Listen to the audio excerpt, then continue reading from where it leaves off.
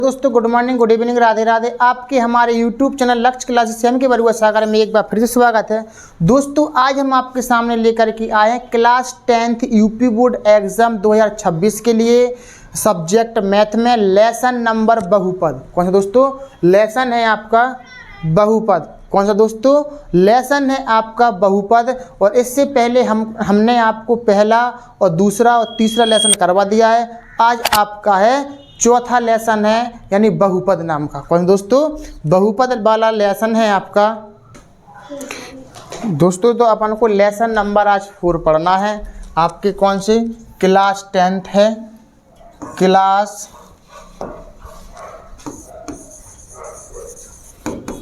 10th यानी कि math आप पढ़ रहे हैं, क्लास 10th मैथ। और लेसन बहुपद है आपका और समथिंग लेसन 4 है आपका। कौन सा दोस्तों? लेसन 4 बहुपद। तो सबसे पहले बहुपद की परिभाषा हम आपको बताएंगे। बहुपद कहलाता क्या है? बहुपद तो दोस्तों बहुपद होने के लिए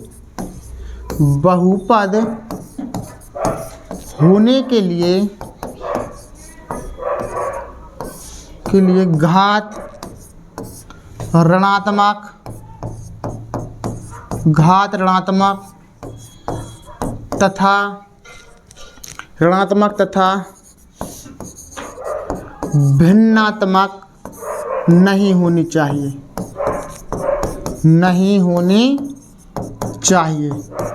घात ऋणात्मक तथा भिन्नात्मक नहीं होनी चाहिए। यानी कि अभी आपको क्वेश्चन एक पेपर में एक ऐसा क्वेश्चन मिलेगा कि 4 ऑप्शन दिए रहेंगे, वो कहेंगे कि निम्नलिखित में से बताएं बहुपद है कि नहीं। तो ये आपके सूत्र हैं। पहले हम आपको सूत्र बताएंगे और सूत्रों के बाद आप क्या करेंगे? फिर सवाल लगाएंगे। तो बहुपद होने के लिए घात ऋणात्मक तथा भिन्नात्मक नहीं होनी चाहिए, उसे हम बहुपद कहते हैं। अब बहुपद भी कई प्रकार के होते हैं, द्विघात बहुपद, त्रिघात बहुपद, तो उसमें तो रैखिक बहुपद। तो रैखिक बहुपद यानी कि इधर पर हम आपको बताएंगे बहुपद के प्रकार। बहुपद के इधर पर यदि हम कलर चेंज कर लें थोड़ा, बहुपद के प्रकार।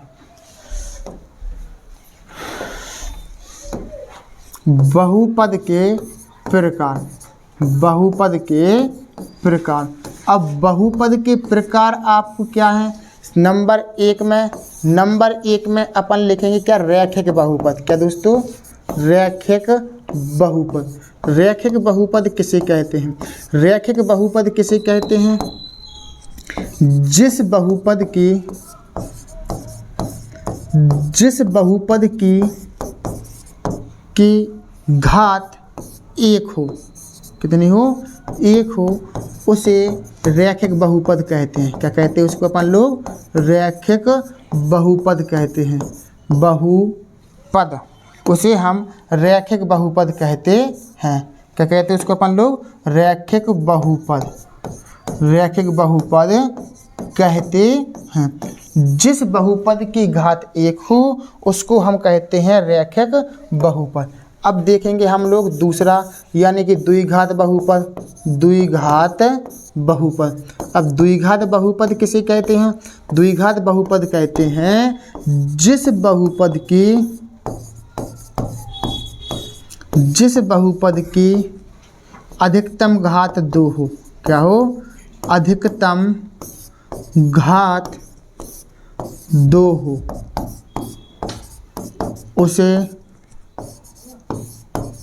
द्विघात बहुपद कहते हैं। क्या कहते हैं उसको अपन लोग? द्विघात बहुपद। तो जिस बहुपद की अधिकतम घात कितनी हो? 2। जिस बहुपद की अधिकतम घात 2 हो उसको हम कहते हैं द्विघात बहुपद। अब तीसरे नंबर में त्रिघात बहुपद। कौन सा दोस्तों? त्रिघात बहुपद। तो त्रिघात बहुपद किसे कहते हैं अपन लोग? त्रिघात बहुपद जिस बहुपद की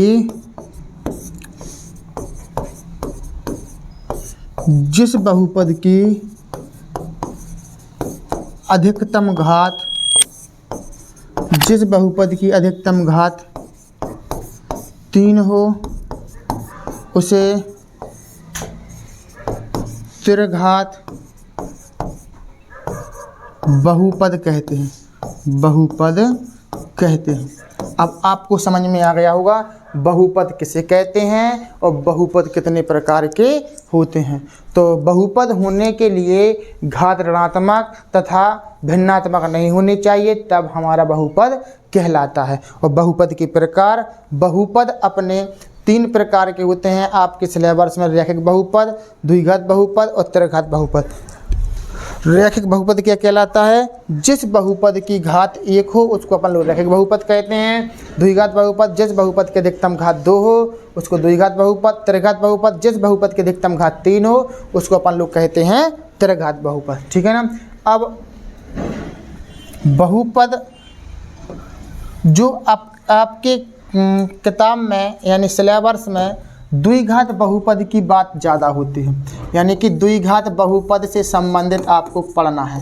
द्विघात बहुपद, द्विघात बहुपद क्या है? द्विघात बहुपद में यानी कि ax² plus bx plus c बराबर 0, ये आपका द्विघात समीकरण है। द्विघात समीकरण है तो इसका एक फॉर्मूला चलता है। इधर पर हम एक चीज़ और बता दें आपको, द्विघात बहुपद के 2 मूल होते हैं। द्विघात बहुपद के 2 मूल होते हैं। कितने मूल होते हैं? 2 मूल होते हैं। 2 मूल होते हैं अल्फ़ा तथा बीटा। क्या होते हैं? अल्फ़ा तथा बीटा होते हैं। अल्फ़ा तथा बीटा यानी कि 2 मूल होते हैं। तो आपका पहला फॉर्मूला यानी कि मूलों का योगफल, मूलों का योगफल, मूलों का योगफल बराबर क्या होता है? माइनस x का गुणांक बटे में x² का गुणांक, x² का गुणांक, x का गुणांक बटे में x² का गुणांक। एक फॉर्मूला ये है, यानी कि मूलों का योगफल मतलब अल्फ़ा प्लस बीटा बराबर माइनस x का गुणांक, x का गुणांक मतलब b और x² गुणांक मतलब a। तो a आपका फॉर्मूला, चाहे आप हिंदी वाला याद कर लेंगे और चाहे आप इस तरीके से याद कर लें, आपका दोनों तरीक़ा से सही रहेगा। अब आपका रहेगा मूलों का योगफल निकालना सीख गए आप लोग। अब सीखेंगे अपन लोग क्या? मूलों का गुणनफल। क्या सीखेंगे? दूसरे नंबर में मूलों का गुणनफल। क्या दोस्तों? मूलों का गुणनफल। मूलों का गुणनफल, मूलों का गुणनफल क्या कहलाता है? अचर पद बटे में x² का गुणांक, अचर पद बटे में x² का गुणांक। तो मूलों का गुणनफल यानी कि अल्फ़ा इंटू बीटा बराबर मूलों का योग गुणनफल बराबर यानी अचर पद, अचर पद का मतलब होता है ये c, क्या होता है? c और बटे में x² गुणांक कितना है? a। तो a आपका ये फॉर्मूला रहेगा, यानी कि मूलों का गुणनफल। अब द्विघात समीकरण बनाने का फॉर्मूला, द्विघात समीकरण बनाने का फॉर्मूला क्या होता है? नंबर 3 द्विघात समीकरण या बहुपद, द्विघात बहुपद। अगर 2 मूल देंगे अल्फ़ा और बीटा तो अपने पास क्या होता है फॉर्मूला? x² माइनस मूलों का योगफल, मूलों का योगफल, मूलों का योगफल इंटू x प्लस में मूलों का गुणनफल, मूलों का गुणनफल। जी आपका हिंदी में है। और यदि आप इसको समीकरण के रूप में लिखेंगे तो x² और मूलों का योगफल यानी कि alpha plus beta into x plus में अल्फ़ा इंटू बीटा, ये आपका द्विघात समीकरण का फॉर्मूला है। तो इस तरीके से आप मूलों का द्विघात समीकरण, योगफल, गुणनफल आप निकालना सीख गए हैं। आपने बहुपद पढ़ा, बहुपद किसे कहते हैं, बहुपद के प्रकार, और इसके बाद में मूलों का योगफल, गुणनफल और द्विघात समीकरण। अब देखो विभक्त कर। क्या? विभक्त कर। अब आपके पेपर में आता है विभक्त कर।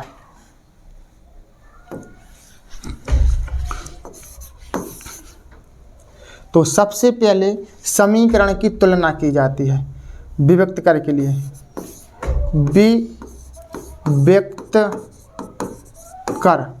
विभक्त कर तो अपन को विभक्त कर निकाल, विभक्त कर यानी कि d बराबर बी स्क्वायर माइनस 4ac, ये आपका समीकरण होता है। तो इसके ए बी सी के मान आपको कैसे निकालने हैं, पहले समीकरण की आप क्या करेंगे, तुलना करेंगे। क्या करेंगे, पहले आप तुलना करेंगे। क्या करेंगे, तुलना।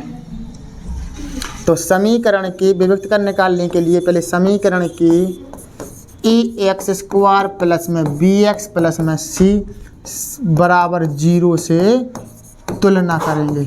तुलना करने पर, क्या करने पर, तुलना करने पर।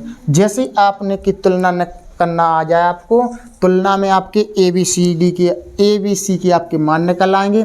तो फिर आप d बराबर बी स्क्वायर माइनस 4ac से आप क्या करेंगे, विभक्त कर यानी d का मान निकाल लेंगे। ठीक है ना। और जब यदि d की मान निकाल लेंगे तो इसमें एक चीज़ और होती है, देखो इस नीचे अपने पूरा लिखा है कि यदि b का मान अपने पास का हो कि 0 से अगर मान लो अपने पास बड़ा हो तो 0 से बड़ा हो तथा पूर्ण वर्ग हो तो मूल वास्तविक तथा वास्तविक होंगे, परिमेय होंगे और असमान होंगे। तो ये अपने मूलों की प्रकृति भी अपन लोग यहीं से ज्ञात करेंगे।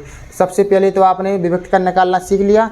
अब इसके बाद 5वें नंबर का फॉर्मूला रहेगा आपका क्या, श्रीधराचार्य नियम। क्या रहेगा, श्रीधराचार्य नियम।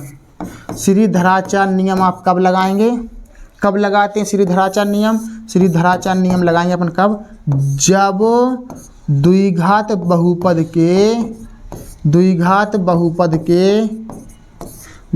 के गुणनखंड ना टूटें, गुणनखंड ना टूटें, तब आप क्या करेंगे, श्रीधराचार्य नियम लगाएंगे।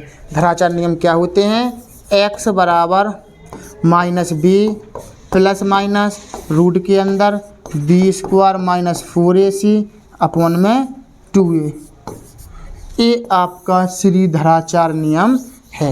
श्रीधराचार्य नियम क्या है, x बराबर माइनस के b प्लस माइनस रूट के अंदर बी स्क्वायर माइनस के 4ac अपॉन में 2a, जी आपका श्रीधराचार्य नियम। ये कब लगाते धराचार्य नियम, जब द्विघात बहुपद की गुणनखंड ना हो या फिर ना टूटे, तब आप श्रीधराचार्य नियम लगाएंगे। ठीक है ना। विभक्त कर निकालना सीख गए, द्विघात समीकरण बनाना, मूलों का गुणनफल, मूलों का योगफल। अब इसमें देखो ये अपने इसमें कहा है क्विक रिवीजन, यानी कि द्विघात समीकरण के मूल या फिर हल। ठीक है ना। तो एक गुणनखंड विधि होती है, द्विघात समीकरण को हल करने की विधियाँ, एक गुणनखंड यानी कि हमने क्या कहा, तो गुणनखंड ना टूटे तो आप धराचार्य नियम लगा सकते हैं। ठीक है ना। कि minus B plus minus root के अंदर बी स्क्वायर माइनस के 4ac। और इसके बाद में अपना क्या है, मूलों की प्रकृति देखो। क्या देखो, मूलों की प्रकृति कि यदि d का मान 0 से छोटा निकला, नहीं 0 से बड़ा निकला, तो अपने पास क्या रहेगा, तो मूल वास्तविक होंगे, परिमेय होंगे और असमान होंगे। और जब पूर्ण वर्ग ना हो तो मूल वास्तविक, अपरिमेय और असमान निकलेंगे। और जब अपने पास 0 निकलेगा, 0 है तो मूल वास्तविक और समान होंगे। और मूल वास्तविक कब नहीं होंगे, जब अपने पास d का मान कायम हो, ऋणात्मक हो। काय का हो, जब d का मान यानी कि 0 से छोटा हो तब अपने पास मूल वास्तविक नहीं होंगे, तो वो क्या कहेंगे, उनको काल्पनिक होते हैं। और द्विघात बहुपद जी इस तरीके से होता है, तो इसमें मूलों का योगफल माइनस x का गुणांक बटे में x स्क्वायर गुणांक, मूलों का गुणनफल अचर पद बटे में x स्क्वायर गुणांक। ये चीज़ हमने आपको लिखवा दी है। और द्विघात समीकरण बनाने का फॉर्मूला क्या होता है, जब दो मूल दिए हों alpha beta, x square minus के मूलों का योग इंटू x प्लस मूलों का गुणनफल बराबर 0। तो इस तरीके से जी अपना लिखा हुआ था, लेकिन इससे पहले हमने आपको लिख करके आपको बता दिया। तो बहुत अच्छे से आपने समीकरणों को समझा है, फॉर्मूलों को समझा है। अब हम इसके बाद अपन क्या करेंगे, सवाल लगाएंगे। सवाल बहुत सरल हैं इसके, और इस टॉपिक से आपके सवाल 100% आपको मिलने वाले, यानी कि कम से कम 8 नंबर के क्वेश्चन आपको इन्हीं में से आपको आज मिलेंगे। और इसमें एक चीज़ और हम थोड़े से फॉर्मूला बता दें, यहाँ पर नीचे देख लो कि इसमें कभी कभार वो दे देते हैं 2 अंकों की संख्या, 2 अंकों की संख्या क्या मानते हैं, 10x प्लस में y। दो अंकों की संख्या 10x प्लस में y। कितने नंबर का फॉर्मूला होगा ये? 6वें नंबर का। दो अंकों की संख्या यानी 10x प्लस y। अगर मान लो अगर भिन्न मानने हैं अपन को, क्या मानना है? भिन्न। तो भिन्न क्या मानते हैं? x बटे y मानते हैं। अब मोस्ट इम्पोर्टेंट, पहली क्रमागत संख्या, पहली क्रमागत संख्या क्या मानते हैं? पहली क्रमागत संख्या मानते हैं x, और दूसरी क्रमागत संख्या, दूसरी क्रमागत संख्या x प्लस 1। और अगर तीसरी कहें तो तीसरी क्रमागत संख्या, तीसरी क्रमागत संख्या x प्लस 2। तीसरी क्रमागत संख्या क्या है आपकी? x plus 2। एक स्टेप जी, इधर से आपको एक सवाल जरूर मिलेगा पेपर में कि दो क्रमागत संख्याएं, तो ये आपकी क्रमागत संख्या। तो अब 9 नंबर में क्या रहेगा? पहली क्रमागत सम, पहली क्रमागत, ये सारे फॉर्मूले हैं, पहली क्रमागत सम संख्या। पहली क्रमागत सम संख्या आप क्या मानेंगे? 2x प्लस में 2 यह सम है। और दूसरी क्रमागत सम संख्या, दूसरी, दोस्तों इसमें अपन ने क्या देखा था? पहली क्रमागत संख्या क्या मानी थी अपन ने? x, दूसरी क्रमागत संख्या x प्लस 1, तीसरी क्रमागत संख्या x प्लस 2। अब हमें क्या करना है? क्रमागत की जगह पर अगर वो हमसे सम बोल दें कि पहली क्रमागत सम संख्या क्या कहलाती है? 2x plus 2। ये आपको माननी है क्योंकि आगे भी सवाल मिलेंगे। दूसरी क्रमागत सम संख्या 2x प्लस में 4, तीसरी क्रमागत सम संख्या 2x प्लस में 6, और पहली क्रमागत विषम संख्या 2x प्लस 1, और दूसरी क्रमागत विषम संख्या 2x प्लस 3, और तीसरी क्रमागत विषम संख्या 2x प्लस में 5। तो इस तरीके से पहली क्रमागत, फिर सम, विषम, जो भी आपसे कहें तो ये आपके फॉर्मूले ही हैं, ठीक है ना। तो इस तरीके से इस चैप्टर में इतने फॉर्मूले आपको याद रखना है। अब हम चलते हैं अपने सवालों पर। पहला क्वेश्चन है आपका, देखो पहला क्वेश्चन है, निम्नलिखित में से कौन सी द्विघात समीकरण है? इसमें से बताओ, 4 समीकरण दे रहे हैं, इन चारों समीकरण में से कौन सा द्विघात समीकरण है? हमने आपको बताया था द्विघात समीकरण की परिभाषा कि द्विघात समीकरण होने के लिए समीकरण की घात ऋणात्मक और भिन्नात्मक नहीं होनी चाहिए। क्या नहीं होनी चाहिए? घात ऋणात्मक और भिन्नात्मक नहीं होनी चाहिए। देखो इस समीकरण की अगर हम देखेंगे तो इसकी घात अपने पास क्या हो सकती है? भिन्नात्मक हो सकती। क्यों हो सकती है? आपको पता होना चाहिए। अगर रूट के अंदर अगर मान लो कोई संख्या है तो इस रूट का मतलब क्या होता है? 1/2 घात है। कितनी होती हैं? 1/2 घात। तो इस x पर कितनी घात हैंगी? मान लो 1/2 घात, तो भिन्नात्मक घात हो गई, तो ये बहुपद नहीं कहलाएगा। इसमें देखो इसी तरीके से जो 1/x लिखा है, जैसे तो अगर हम x को ऊपर ले जाएंगे, इस पर घात 1 मानते हैं, जब नीचे की संख्या ऊपर जाती है तो घातें क्या हो जाए? चिन्ह बदल जाते हैं, प्लस है तो क्या हो जाएगा? माइनस। x की घातें माइनस, तो ये भी अपने पास क्या कहलाएगा? बहुपद नहीं कहलाएगा, यानी कि द्विघात समीकरण नहीं कहलाएगा। अब देखो इसी तरीके इसको अगर हम इसकी घात अगर ऊपर ले जाएंगे तो x - 2 हो जाएगा कि x की घातें -2 हो जाएगा कि नहीं? तो ये भी द्विघात समीकरण नहीं होगा। तो अब द्विघात समीकरण कौन होगा? ये होगा आपका। इसको आप सॉल्व करके देख सकते हैं। कैसे? देखो 2x² तो आपके हैं माइनस के 5x हैं बराबर में x a माइनस b का होल स्क्वायर a² माइनस के 2a और b प्लस के b²। देखो अधिकतम घात कितनी है? 2 है ना, तो द्विघात समीकरण अपने पास a है। तो इस तरीके से आपको द्विघात समीकरण की परिभाषा यदि याद है तो आप द्विघात समीकरण इसको छांट सकते हैं। तो आंसर अपना क्या कहलाएगा? ये आपका आंसर कहलाएगा। ठीक, इस तरीके से। तो पहला क्वेश्चन आपका हो गया। दूसरा क्वेश्चन देखो दूसरा क्वेश्चन है आपका, यदि 1/x² - 2 बराबर 1/7 क्या है? तो इसका x की वैल्यू निकालो। अब आपको कुछ नहीं करना है, इसको समीकरण को सॉल्व ही तो करना है, और द्विघात समीकरण सॉल्व करना आपको आता है। इसका गुणा इधर करो, इसका गुणा इधर करो, तो 7 एकम 7, x² - 2 एकम x² - 2, 2 को इस साइड पक्षांतर करेंगे तो 7 -2 है तो आपके क्या हो जाएंगे? +2 x²। 7 और 2 कितने हो जाएंगे? 9 x²। वर्ग हटाएंगे तो क्या हो जाएंगे? वर्ग हटाएंगे तो अपने पास हो जाएगा, यहाँ पर रूट चढ़ जाएगा, बराबर में x²। और 9 को अपन बाहर निकालेंगे तो कितना 3 प्लस माइनस के 3। तो x की वैल्यू कितनी आ गई प्लस माइनस के 3। x की वैल्यू कितनी आ गई प्लस माइनस। रूट से बाहर संख्या निकलती है तो प्लस माइनस की निकलती है, ध्यान रखना।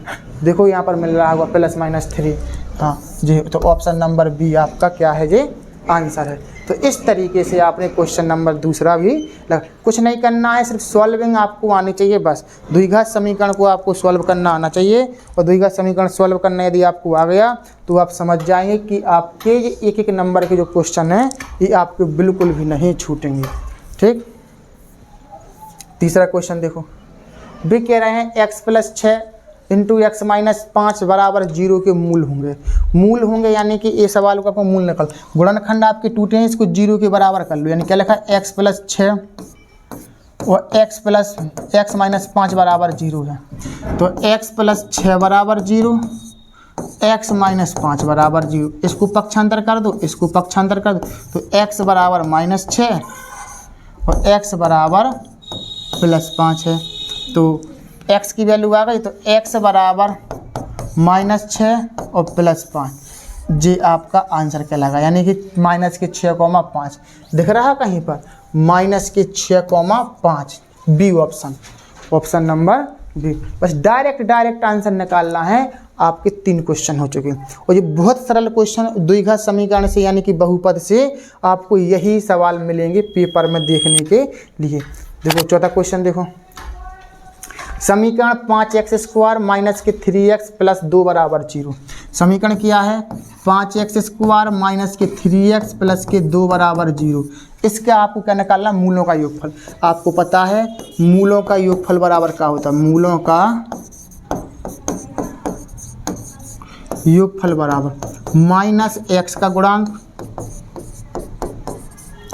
बटे में x² का गुणांक, x² का गुणांक -x का गुणांक बटे में x² गुणांक। कुछ नहीं करना है, और मूलों का योगफल यानी कि अल्फा प्लस बीटा का मान आपको निकालना है। तो माइनस फार्मूला के हैं, x का गुणांक क्या है, x का गुणांक है -3। क्या है दोस्तों, -3। तो x² गुणांक कितना है 5, यानी x² के साथ में कितना है 5। यानी अब आप और आगे चलेंगे तो अल्फा प्लस बीटा बराबर माइनस गुणा माइनस में करेंगे तो 3 बटे में 5, 3/5, 3/5, 3/5। देखो 3/5। अगर आपने थोड़ी सी बात ध्यान ना रखी, देखो प्लस की भी दे रहा 3/5 और माइनस की भी दे रहा 3/5, यानी यहीं पर आपका आंसर कन्फ्यूजन में चला जाएगा। तो प्लस के 3/5 आएंगे। क्यों आएंगे, क्योंकि एक तो जो फॉर्मूला का माइनस रहेगा जे वाला, और जे अपने पास -3 अपने पास है ही, तो माइनस का गुणा माइनस में करेंगे सो प्लस। बस यही छोटी छोटी बातें आपको याद रखनी है, और आपके सब एक नंबर के क्वेश्चन आपके होते जाएंगे। 5वें नंबर का क्वेश्चन देखो, अब वो कह रहे हैं यदि द्विघात समीकरण 3x² माइनस के 6k + k बराबर 0 के मूल समान है तो k का मान ज्ञात करो। अभी हमने बताया था विभक्त कर, यानी कि मूल समान होते हैं तो आप विभक्त कर का फॉर्मूला लगा दीजिए और k का मान ज्ञात कर लीजिए, और इस तरीके से ये सवाल मोस्ट रहेगा जी। ठीक, तो पहले तो समीकरण में अपन को करना है, तुलना कर दो। 3x² माइनस के 6x + के k बराबर 0, यानी समीकरण की ax² प्लस के bx प्लस के c बराबर 0 से तुलना करने पर, क्या करने पर, तुलना करने पर ax² plus bx plus c बराबर 0 से तुलना करने पर x² गुणांक का है a, इधर x² गुणांक कितना है 3, इधर x का गुणांक कितना है b -6, इधर c का गुणांक कितना है k, कितना है k। ठीक है ना। अब आपको जब मूल समान है तो विभक्त कर का फॉर्मूला यानी कि d को मान 0 ही है, जब मूल समान है तो d बराबर आपके पास फॉर्मूला रहेगा b² माइनस के, d बराबर b² माइनस के 4ac, कितना रहेगा आपका 4ac। ये आपका विभक्त कर का फॉर्मूला है। तो d का मान आपको 0 रखना पड़ेगा। क्यों, क्योंकि आपको k का मान निकालना है, मूल समान है तो 0 मानना पड़ता है। b का मान कितना है -6, 4 गुणा a का मान 3, c का मान आपका है k। 0 बराबर माइनस का वर्ग करेंगे प्लस 6 का वर्ग करेंगे 36, इनका गुणा करेंगे 4 × 3 = 12 k, 12 के को इस साइड लाओ, माइनस के 12 हैं तो काय हो जाएंगे प्लस के 12 के, 36 तो अपने हैं, 12 से 36 काट देंगे, 12 3 36, के बराबर 6, सॉरी के बराबर 3।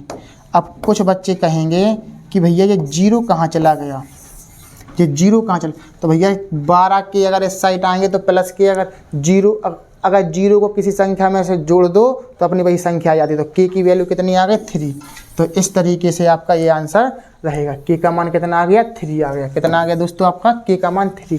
यानी यदि द्विघात समीकरण 3x² माइनस 6x प्लस के बराबर 0 के मूल समान है तो के का मान, हमने अभी बताया था ऊपर जब फॉर्मूले लिखवा रहे थे कि जब विभक्त कर का फॉर्मूले लगाना है या धराचार नियम लगाना है तो आपको पहले समीकरण की तुलना करने पड़ा थे, तो तुलना करना हमने यहाँ पर आपको सिखा दिया है। ठीक, तो तुलना करके विभक्त कर का फॉर्मूला लगा दो, डी बराबर बी स्क्वायर माइनस 4ac मान रख दो और डी का मान 0 रखना पड़ेगा क्योंकि मूल समान है आपके। ठीक है ना।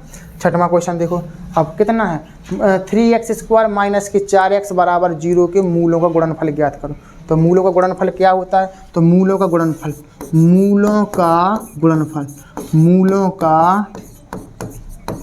गुणनफल बराबर अचर पद बटे में x² का गुणांक, तो मूलों का गुणनफल क्या अल्फा इंटू बीटा, तो मूलों अचर पद तो दोस्तों इधर पर है नहीं है तो आप क्या मानेंगे 0। x² गुणांक कितना है 3, 3 का भाग 0 में देंगे तो आपका कितना आएगा 0 ही आएगा। अल्फा इंटू बीटा बराबर 0, ये आपका आंसर रहेगा।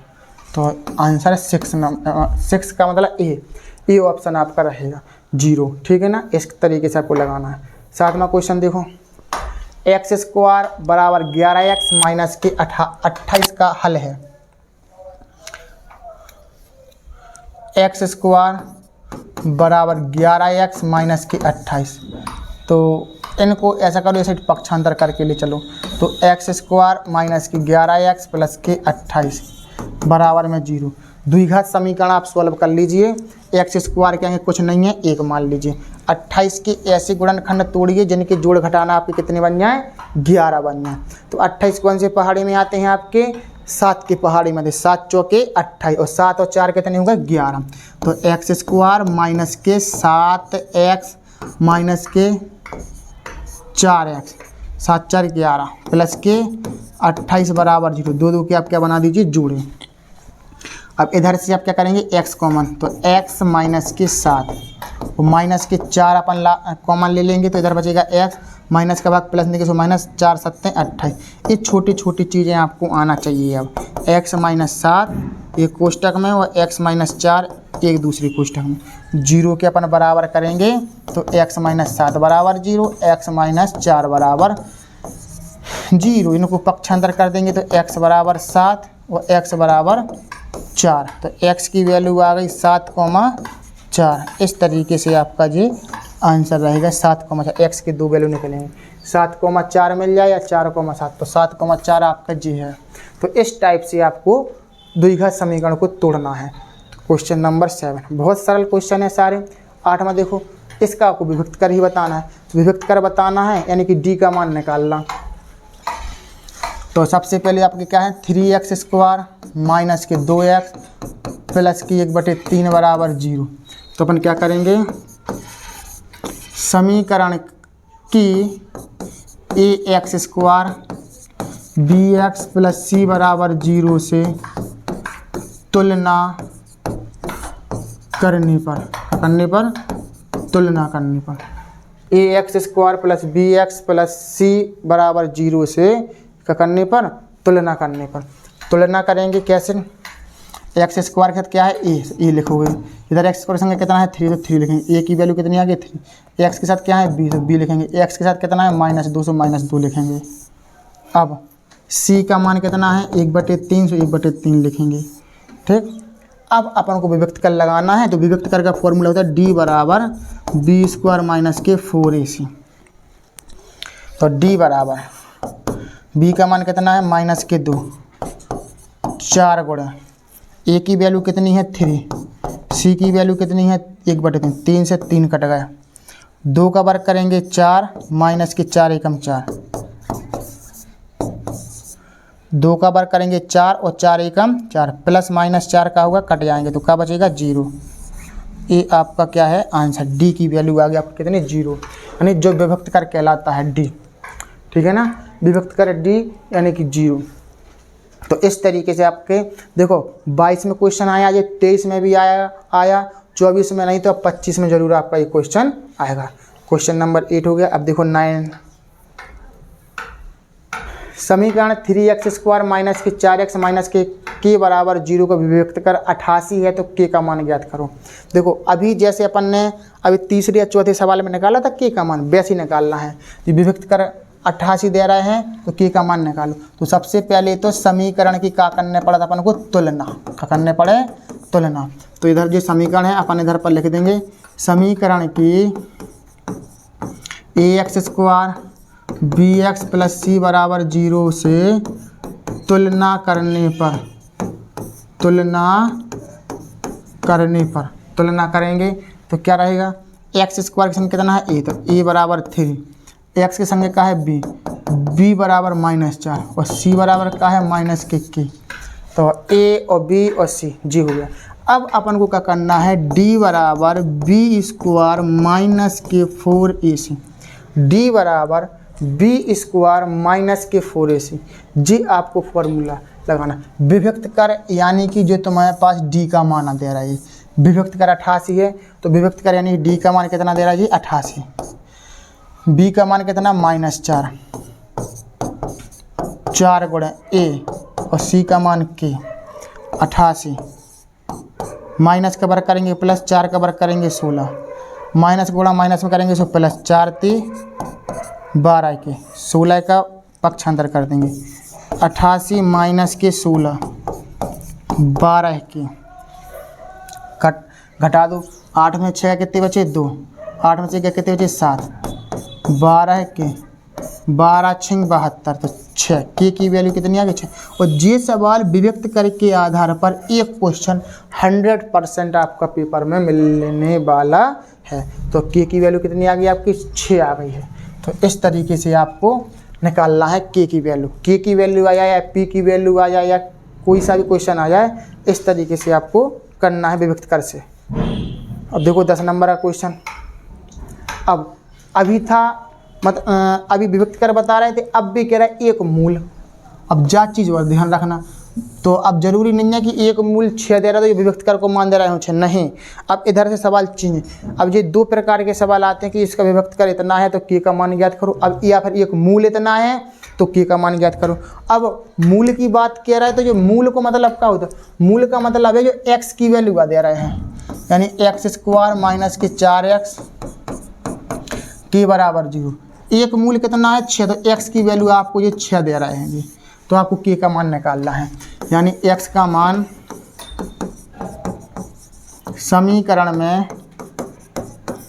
रखने पर रख दूँ, x के मान कितना रख देंगे 6 है तो x की जगह पर 6 रखना है, x पर 2 घात हैं तो भैया इस पर भी 2 घात हैं, x की जगह 4x का मतलब 4 गुणा x, x का मतलब 6, k बराबर 0, 6 6 36, 4 6 24, के बराबर 0। 36 में से 24 गए कितने बचे, 6 में से 4 गए 2 बचे, 3 में से 2 गए बचे 1, बराबर में के, बराबर में के क्यों,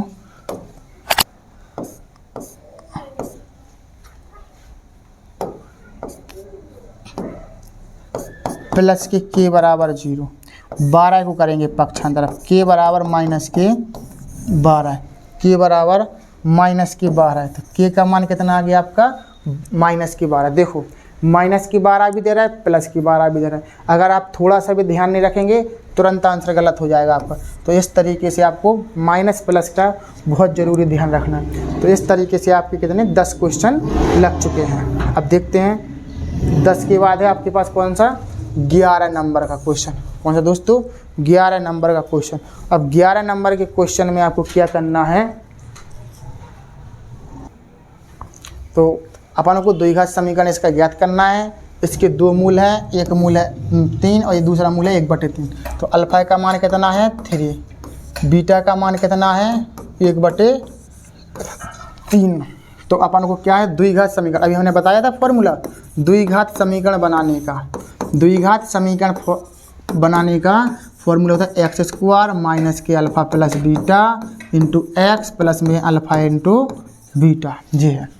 तो अब एक्स स्क्वायर अल्फ़ा का मान कितना है 3, बीटा का मान कितना है 3 इंटू एक्स, और 3 इंटू 1/3, 3 से 3 कट गए, एक्स स्क्वायर 3 अपन ने का ले लिया इसका लासा, तो कितना आ जाएगा 3 तिरका 9, 1 इंटू एक्स प्लस के 1, एक्स स्क्वायर 9 और 1 10x प्लस के 1 बराबर 0। इधर पर अपन को बराबर 0 वर्क करना पड़ेगा। तो ये आपका द्विघात समीकरण बन चुका है। तो इस तरीके से आपका आंसर, ये 2 नंबर का क्वेश्चन था आपका। कितना था दोस्तों? 2 नंबर का क्वेश्चन था कि द्विघात समीकरण बनाने का फॉर्मूला। तो इधर पर भिन्न, आप देखो बटे में आ गई संख्या, तो इधर भिन्न जैसा सॉल्व करना पड़ेगा आपको। 1 और 3 का लासा ले लो, 3 तिरका 9, 1 का 1, 9 और 1 10 बटे, सॉरी इधर पर 3 और एक गलती कर गए अपन लोग, इधर पर 10/3। जे आंसर लिख सकते हैं, हो सकता है जे आंसर लिख दें। अगर जे ना लिख रहे हों वो, तो इसके नीचे अपन को क्या करना है, इसके नीचे 1 मानना है, इसके नीचे 1 मानना है, इसका फिर से लासा ले लो, तो कितना हो जाएगा 1 का भाग 3 तो 3 है, तो 3x स्क्वायर माइनस के 10x प्लस के 3 बराबर में 0।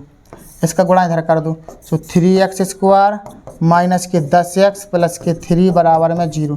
हो सकता है कि आपको ये क्वेश्चन, मतलब एक क्वेश्चन का ए आंसर दे। यहाँ तक तो आप कर ही सकते हैं, और भी सॉल्विंग करेंगे तो आप इस तरीके से का भी आप निकाल सकते हैं द्विघात समीकरण, ठीक है ना। तो आपका कौन सा 11 नंबर का क्वेश्चन आपका था। अब देखेंगे हम लोग कौन सा 12 नंबर का क्वेश्चन। देखो अब एक क्वेश्चन आपको ऐसा लग रहा हो जैसे आना रहा हो, लेकिन आप इस क्वेश्चन को लगा चुके हैं। समीकरण px स्क्वायर माइनस के qx प्लस आर बराबर 0 के मूल अल्फ़ा और बीटा हों तो 1/अल्फ़ा प्लस 1/बीटा का मान ज्ञात करो। 1/अल्फ़ा और 1/बीटा का मान ज्ञात करेंगे। तो कैसे करेंगे, पहले हम इसी चीज़ को सॉल्व कर लेंगे, यानी कि 1/अल्फ़ा प्लस में 1/बीटा। इसको अगर हम सॉल्व करेंगे तो अल्फ़ा बीटा का मान, मतलब कि अल्फ़ा को पहले सही से लिख लो, मतलब ये लग रहा है अल्फ़ा जी है, इसका मान निकालना है। तो ऐसा करो, इसको हम पहले सॉल्व कर लें थोड़ा। अल्फ़ा इंटू बीटा अपन निकाल लिया, इसका लासा ले लिया तो अल्फ़ा बीटा आ गया। अल्फ़ा से अल्फ़ा कट गया, क्या बचा बीटा, प्लस बीटा से बीटा कट गया अल्फ़ा। तो अपने पास जो ऊपर का बन गया अल्फ़ा प्लस बीटा और अल्फ़ा इंटू, यानी कि जो मूलों का योगफल है, जो मूलों का गुणनफल है। तो इसको अपन इधर पर समीकरण मान लो 1। अब इधर पर अपन क्या कर सकते हैं, मूलों का योगफल अपन निकाल सकते हैं, यानी अल्फ़ा प्लस बीटा बराबर क्या होता है माइनस एक्स का गुणांक बटे में एक्स स्क्वायर का गुणांक।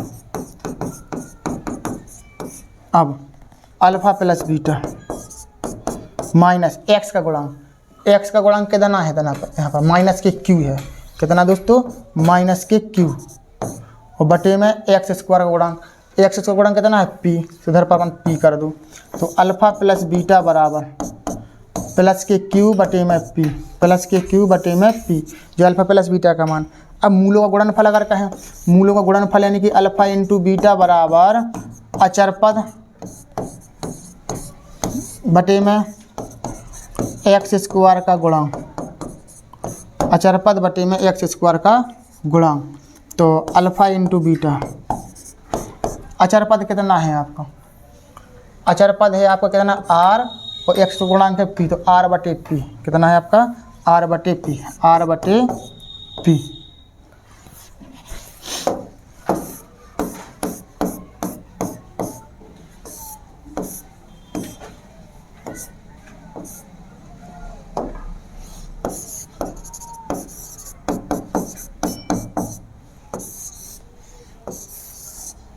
आर बटे पी आपका क्या आ गया, ये आंसर, आंसर नहीं sorry, alpha plus beta, alpha into beta. तो समीकरण 1 में इनके मान रख दो।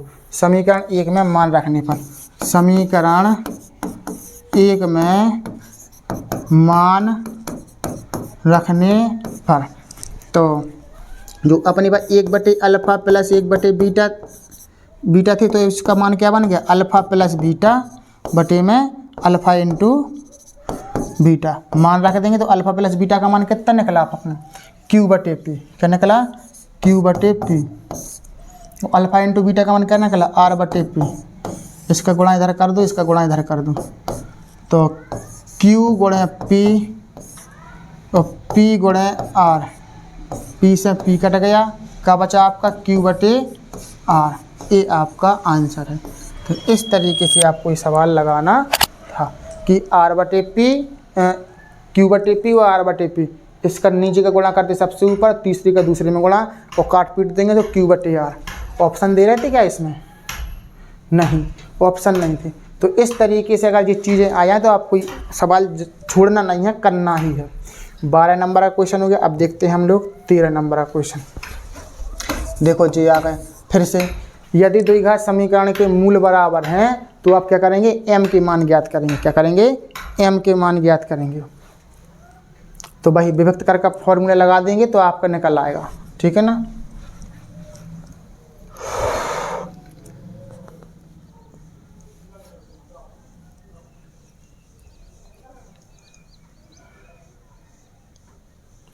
तो विभक्त समीकरण कितना है, 3x स्क्वायर माइनस के 12x प्लस के 2m बराबर में 0।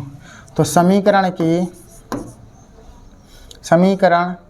की ax square plus bx plus c बराबर 0 से तुलना करने पर, क्या करने पर दोस्तों, तुलना करने पर, तुलना कर दो। एक्स स्क्वायर संगे क्या है a का मान 3, x संगे क्या है b का मान क्या है -12, c का मान कितना है 2m, यानी कि ये अचर पद कहलाएगा अपने पास, ठीक, ये अचर पद। अब अपन को क्या करना है, विभक्त कर का फॉर्मूला लगाना है, d बराबर b स्क्वायर माइनस 4ac अपन में नहीं जी है ओनली। अब d का मान कितना रखना पड़ेगा आपको, 0, क्योंकि मूल कैसे हैं आपके बराबर हैं।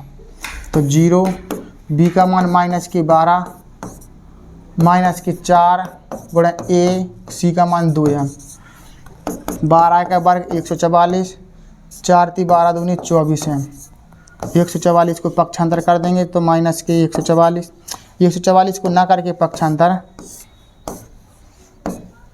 हम 24m को करेंगे इसको, तो प्लस के 24m, तो 24 से अपन काटेंगे तो m बराबर कितना आ जाएगा 144 बटे में 24, 12 दूनी 24 और 12 से काटेंगे 2 बार और 2 से काटेंगे 6 बार, तो m का मान कितना आ गया आपका 6। तो इस तरीके से आपको ये सवाल लगाना था। तो जब भी देखो ये सवाल आपके कम से कम ने 3 सवाल लगवा दिए इसी तरीके, मूल बराबर हैं या मूल बराबर है तो m का मान, k का मान। तो ये सवाल आपका बहुत मोस्ट इम्पोर्टेंट क्वेश्चन है, ये जरूर आपके पेपर में आने वाला क्वेश्चन है। यदि आपने ये सवाल लगा लिया तो आपके निश्चित रूप से 2 नंबर आपके पक्के रहें। तो आपको 2 नंबर आपके इस तरीके से पक्के हो जाते हैं। अब देखते हैं हम अगला सवाल 14 नंबर का।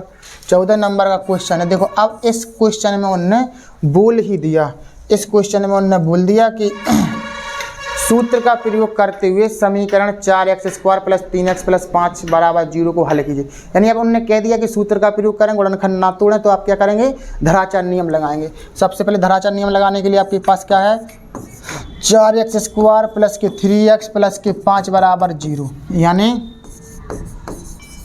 समीकरण की ax square bx plus c बराबर 0 से अपन को करना है तुलना। चाहे आप धराचार नियम लगाएं और चाहे विभक्त कर लगाएं, तुलना आपको एक जैसी ही करनी है। तो एक्स स्क्वायर के साथ क्या है a, तो a की वैल्यू 4, b की वैल्यू 3, c की वैल्यू 5, जी आपके क्या है abc के मान। श्री धराचार नियम क्या है, श्री धराचार नियम द्वारा जिस सारे फॉर्मूले आपको कंठस्थ याद होना चाहिए। क्या होता है, x बराबर -b प्लस माइनस रूट के अंदर b स्क्वायर माइनस 4ac अपन में 2a, ये आपका क्या होता है, श्री धराचार नियम होता है।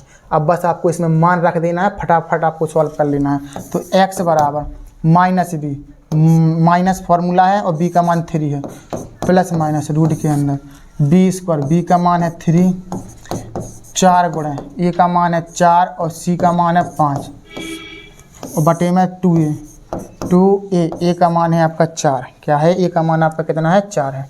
अब आप करेंगे तो x बराबर -3 प्लस माइनस 3 का वर्ग कितना होगा 9, 4 चौके 16 पंचे 80 बटे में 4 दूनी 8। ठीक, x बराबर -3 प्लस माइनस रूट के अंदर, और 80 में से 9 घटा दो, 10 में से 9 का कितना बचा 1, यानी 71 बचे बटे में 8। एक बार आपको क्या करना है, प्लस चिन्ह लेना है, एक बार माइनस चिन्ह। प्लस चिन्ह लेने पर, प्लस चिन्ह लेने पर, प्लस चिन्ह लेंगे तो x बराबर -3 प्लस रूट के अंदर 71 बटे में 8। अब इधर पर लेंगे अपन लोग क्या, माइनस चिन्ह, तो एक x की वैल्यू आपकी जी आ गई। अब आगे सॉल्व हो नहीं रहा है, इधर पर ले लो क्या, माइनस चिन्ह लेने पर, माइनस चिन्ह लेने पर।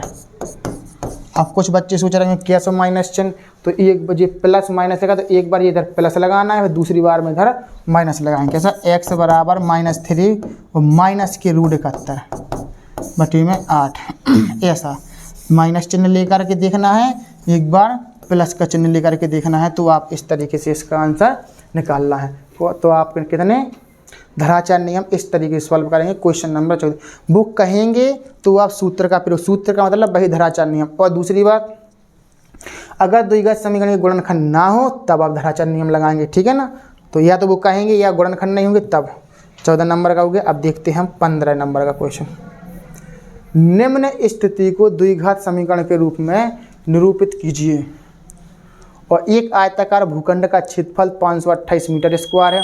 क्षेत्रफल की लंबाई मीटरों में, चौड़ाई के दुगने से एक अधिक है। तो हमें भूखंड की लंबाई बताओ। देखो भूखंड आपका जी बना है, जी आपका आयत है इस तरीके से। भी क्या कह रहे हैं, इसका क्षेत्रफल दे रहा है 528। क्षेत्रफल कितना दे रहा है आपको, 528 मीटर स्क्वायर, 528 मीटर स्क्वायर दे रहे हैं। तो क्षेत्रफल की जो लंबाई है चौड़ाई के दोगुने से एक अधिक है। तो मान लो, माना चौड़ाई कितनी है, x मान लो, x मीटर है, माना चौड़ाई x मीटर है। तो लंबाई का निकले, तो लंबाई निकले चौड़ाई के दोगुने से एक अधिक। लंबाई है चौड़ाई के दोगुने से एक अधिक, यानी कि 2x प्लस में 1 इतने मीटर। जी आपकी लंबाई निकल आई, जी आपकी चौड़ाई है। अब आपको पता होना चाहिए कि आयत का क्षेत्रफल, आयत का क्षेत्रफल बराबर होता है लंबाई गुणे चौड़ाई।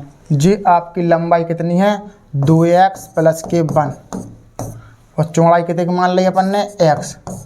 और इसके 528 का दे रहा है, भूखंड का क्षेत्रफल दे रहा है जी अपन को, ठीक है ना। तो जी आपको सॉल्व करना है। तो आयत का क्षेत्रफल कितना है 528, लंबाई है 2x प्लस के 1, और चौड़ाई कितनी है x। x का गुणा इधर करेंगे तो 2x स्क्वायर, और x का गुणा 1 में करेंगे तो x एकम x, 528। अब 528 के इधर गुणा जैसे पक्ष अंदर कर दो, 2x square plus x minus के 528 बराबर में 0।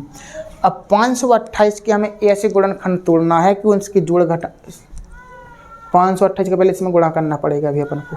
तो 528 का इसमें पहले गुणा करो, 528 का हम इसमें गुणा करेंगे तो कितना आएगा, ये रफ्तार है। 528 गुणा तो 2 28 गुणा नीचे से लगे 2 दूनी 4 1 5 2 पंचे 10, 1056 हुआ। 1056 के ऐसे गुणनखंड तोड़ो, 1056 के ऐसे गुणनखंड तोड़ो कि जोड़ घटाना अपना कितना बन जाए, 1 बन जाए। तो 1056 के तोड़ के देख लो, ऐसा तो पता नहीं चल रहा अपन को। 2 पंचे 10 यानी 528, 2 से फिर काटेंगे, 2 दूनी 4, 2 छक्के 12, 2 चौके 8, 2 एकम 2 2 तीन 6, 2 दूनी 4, 2 छक्के 12, 2 छक्के 12, 2 तीन 6, 2 तीन 6, 3 एकम 3, 3 एकम 3, 11 एकम 11। अब करो इसके गुणन कैसे, 2 दूनी 4, 4 दूनी 8, 8 दूनी 16, 16 दूनी 32, और 11 ती 33 का गुणा 32 में करेंगे 1056 आएगा, और 33 में से 32 घटा देंगे तो कितना बचेगा 1x। तो यानी कि 2x स्क्वायर प्लस के 33x में से घटा देंगे कितने, ऐसा करो इधर पर अपन 32 लिखेंगे आगे, 32 लिख दो आगे, माइनस के 32x प्लस के 33x माइनस के 528 बराबर में 0। क्यों, 33x में से 32 घटा देंगे तो क्या बचे प्लस का 1x। और ये हमने ऐसा क्यों कर लिया, क्योंकि सवाल सरल हो जाए थोड़ा सा। इधर से 2 कॉमन लेंगे 2x, उधर क्या बचेगा x माइनस 16 दूनी 32। इधर पर अपन क्या कॉमन लेंगे, इधर पर लेंगे अपन लोग सीधे डायरेक्ट 33, अंदर का बचेगा x माइनस 33 का भाग अपन 528 में देंगे तो 16 बार जाएगा। कितनी बार जाएगा, 16 बार। 16 बार गया। अब एक संख्या के दोनों कोष्टकों में तो x माइनस 16 एक कोष्टक में और दूसरे कोष्टक में 2x प्लस के 33 बराबर में 0। x माइनस 16 बराबर 0 और 2x प्लस 33 बराबर 0। 33 को पक्षांतर कर दो, 16 को पक्षांतर कर दो। x बराबर प्लस के 16 और 2x बराबर माइनस के 33। x बराबर माइनस के 33 बटे में 2। x की वैल्यू आपके पास जी आ गई माइनस। तो माइनस किस चीज़ संख्या नहीं लेते हैं अपन, प्लस की लेते हैं। तो हमने क्या देखा था, चौड़ाई कितनी थी आपकी, चौड़ाई थी x की वैल्यू आ गई 16, यानी कि चौड़ाई 16 मीटर। जी आंसर है। लंबाई है 2x प्लस की 1, ठीक। इधर x की वैल्यू रख देंगे 16 प्लस 1, 16 दूनी 32 प्लस 1, 32 और 1 33, 33 मीटर आपका क्या रहेगा जी आंसर। लंबाई चौड़ाई, लंबाई ये कहाँ से लिखी, जो अपन ने इधर पर जी रखी थी 2x प्लस के 1, और चौड़ाई कितनी थी आपकी x मीटर, ठीक। तो इस तरीके से अपन ने देखो इस स्थिति में हमने द्विघात समीकरण बना लिया, और द्विघात समीकरण जैसे बनाया और द्विघात समीकरण बनाने के बाद हमने सॉल्व किया, आपका आंसर आ गया, ठीक है ना। तो इस तरीके से आपने लंबाई चौड़ाई के मान निकाल लिए। अब देखते हैं हम 16 नंबर का क्वेश्चन है दोस्तों, 16 नंबर का। अब 16 नंबर का ये क्वेश्चन आप कर सकते हैं। इधर पर x स्क्वायर लिखा है, लिखा है ये x स्क्वायर माइनस के 7x प्लस के 12 बराबर 0 के मूलों के व्युत्क्रमों का योगफल। तो सबसे पहले तो हमें पता होना चाहिए द्विघात समीकरण के कितने मूल होते हैं। तो द्विघात समीकरण के 2 मूल अल्फा बीटा होते हैं। अब भी कह रहा है मूलों के व्युत्क्रमों का योगफल। तो पहले मूल का व्युत्क्रम, पहले मूल का व्युत्क्रम क्या होता है, पहला मूल अल्फा होता है, इसका व्युत्क्रम क्या होता है 1/अल्फा। और दूसरे मूल का व्युत्क्रम, दूसरे मूल का व्युत्क्रम क्या होता है 1/बीटा, 1/बीटा। पहले मूल का व्युत्क्रम, दूसरे मूल का व्युत्क्रम, पहले मूल का व्युत्क्रम 1/अल्फा, दूसरे मूल का व्युत्क्रम 1/बीटा। यानी किसी भी संख्या का व्युत्क्रम निकालेगा उसको 1/बटे में लिखना पड़ता है, ठीक। अब हमें प्रश्न अनुसार भी क्या कह रहा है, मूलों का व्युत्क्रम का योगफल। तो मूलों के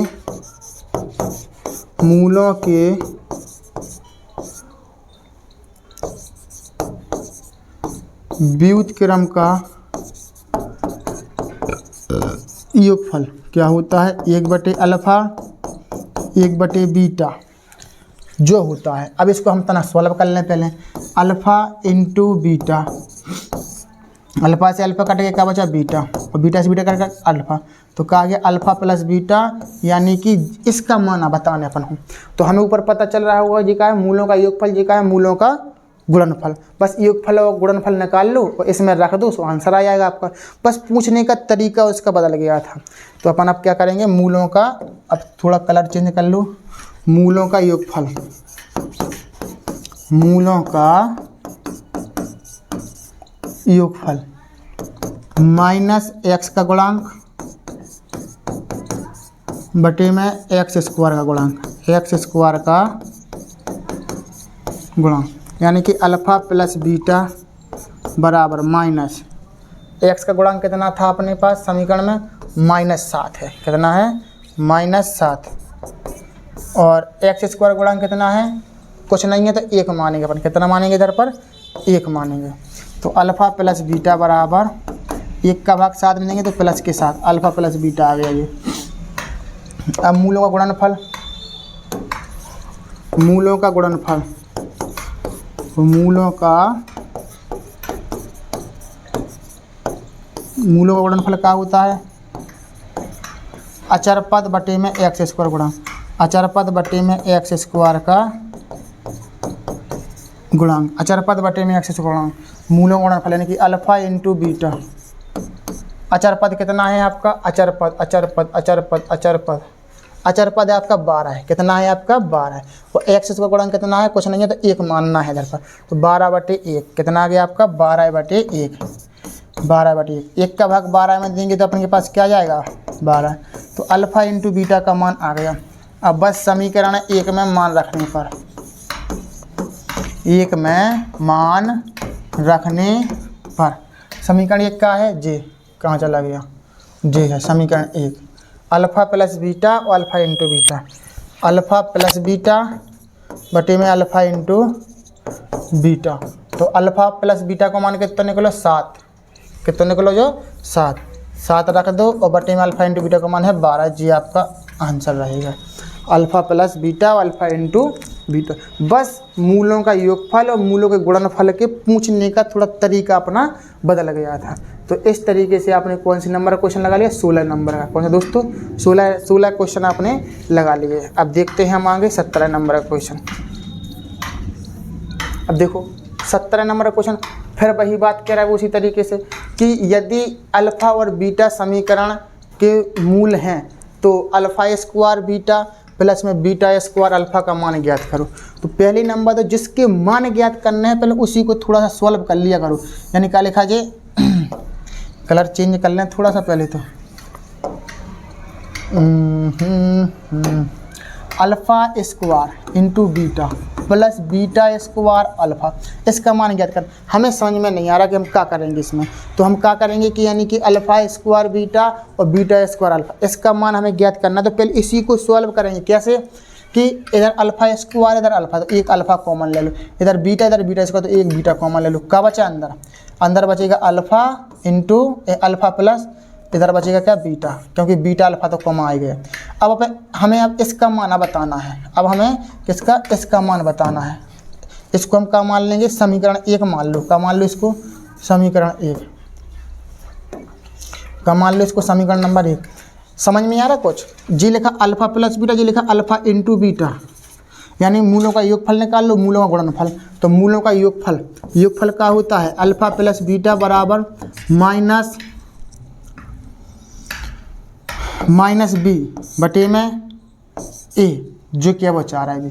तो अब यानी कि x का गुणांक, x मतलब होता है जो b, तो -3। तो अल्फ़ा प्लस बीटा माइनस के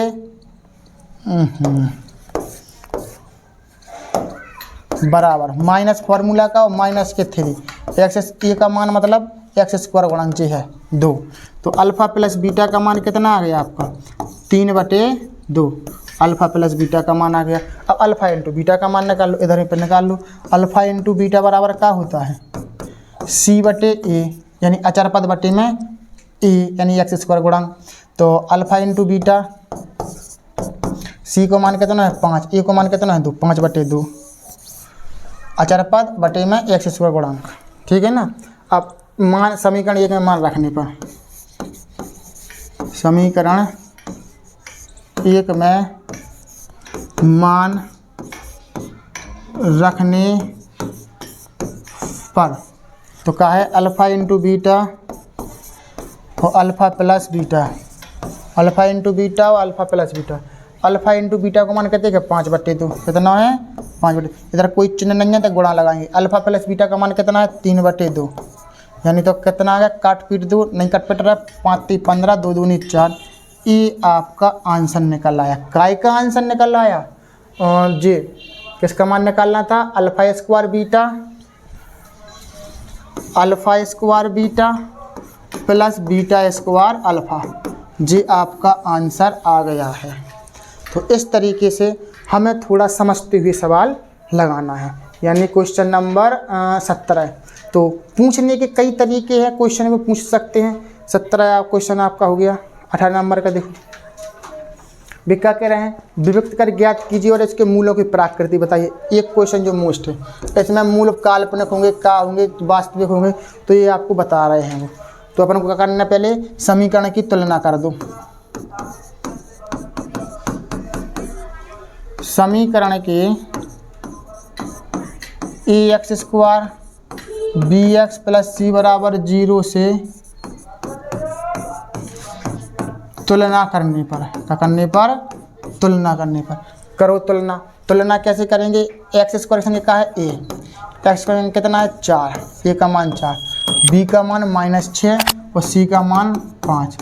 अब पहले हम विभक्त कर ज्ञात करें। विभक्त कर का फॉर्मूला क्या बताया था मैंने अभी, d = b² - k 4ac। अब भी क्या कह रहे हैं, इसके मूलों की प्राकृति बताना। तो अब d का मान अपन को बराबर साथ में ले चलना पड़ेगा। b का मान कितना है, -6 का वर्ग, 4 × 4, c का मान 5, 6 × 36, 4 × 16, 5 × 80। तो 10 में से 6 का कितने बचे, 4, 7 में से 3 कितने बचे, 4, माइनस के d का मान कितना आ गया, -44, यानी d का मान -44 आ गया, यानी कि 0 से कम है। तो अपन कहेंगे मूल काल्पनिक होंगे। क्या होंगे, मूल काल्पनिक होंगे। मूलों की प्राकृति बताना था और d का मान बताना था। तो इस तरीके से अपन को एक क्वेश्चन लगाना था। विभक्त कर की बात करें, तुरंत समीकरण की तुलना कर दो। तुलना करने के बाद ABC के मान निकालने के बाद फिर अपन कर सकते हैं। यानी क्वेश्चन नंबर कौन सा, 18 हो गया। अब देखो 19 नंबर का क्वेश्चन।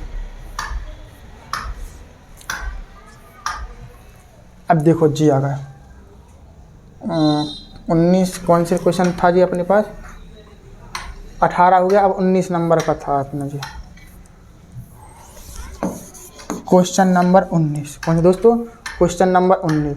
यानी ऐसे दो क्रमागत विषम धनात्मक पूर्णांक, देखो क्या कह रहा है वो, ऐसे क्रमागत होना चाहिए, विषम होना चाहिए, वो धनात्मक होना चाहिए, पूर्णांक भी होना चाहिए। पूर्णांक मतलब वही संख्याएं बोल देते हैं वो। तो क्रमागत होना चाहिए, तो ज्ञात की जिनके वर्गों का योगफल 290 है। तो हमें अब क्रमागत विषम धनात्मक पूर्णांक पता होना चाहिए। तो सबसे पहले पहले क्रमागत, पहला माना, इधर पर लिख दो, माना पहला क्रमागत, माना पहला क्रमागत धनात्मक, पहला क्रमागत विषम धनात्मक पूर्णांक। माना पहला क्रमागत विषम धनात्मक पूर्णांक। क्या माना था अभी हमने, अगर क्रमागत बोले, सम विषम ना बोले, तो पहले x मानना, फिर x + 1 मानना, फिर x + 2 मानना। अगर विषम कहें तो विषम के लाना तुम्हें क्या मानना है, 2x + 1। क्या मानना है, 2x + 1। पहला क्रमागत विषम धनात्मक पूर्णांक अपने पास क्या, 2x + 1। और दूसरा देखो, अब दूसरा क्रमागत विषम धनात्मक पूर्णांक बराबर 2x + 3। विषम क्या रहा, तो 1 के बाद 3। अब प्रश्नानुसार चलो,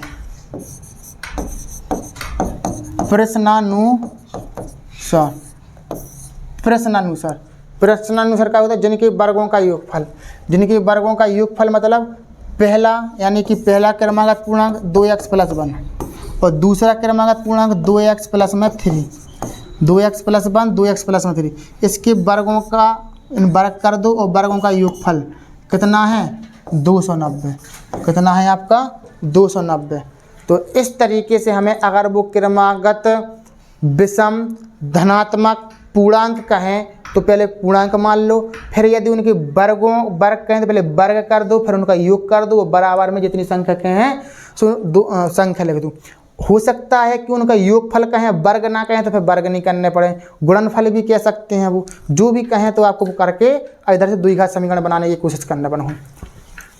कैसे करेंगे, इसको मानो पहले a, इसको मानो b, इसको मानो a, इसको मानो b, a + b का होल स्क्वायर, a + b का होल स्क्वायर। पढ़ने हो तो ठीक है ना, तो निकल जाओ ऐसे, तो हंसुआ भुला दें बेहलम। ए प्लस बी का होल स्क्वायर, इसको हम निकालेंगे ए प्लस बी का होल स्क्वायर, तो इसका हम क्या करेंगे, ए स्क्वायर प्लस के बी स्क्वायर, इधर बी स्क्वायर को अपन बाद में लिखेंगे, पहले ए स्क्वायर प्लस के 2ab, ए स्क्वायर प्लस के 2a और b प्लस के v स्क्वायर, ए स्क्वायर प्लस के 2ab प्लस के b स्क्वायर और बराबर में 290। और इस तरीके से हमें द्विघात समीकरण बना लेना है। 2 का वर्ग करेंगे 4, x का करेंगे x स्क्वायर, इनका गुणा करेंगे 2 दूनी 4x, 1 का वर्ग 1, 2 का वर्ग 4, x का वर्ग x स्क्वायर, इनको गुणा करेंगे 2 दूनी 4 3 12 है x, इसका करेंगे 3 का वर्ग 9 बराबर में 290। ठीक है ना। अब इधर पर 4x square 4x square, x square वाला पद अपन जोड़ेंगे तो कितना हो जाएगा, 4 4 8,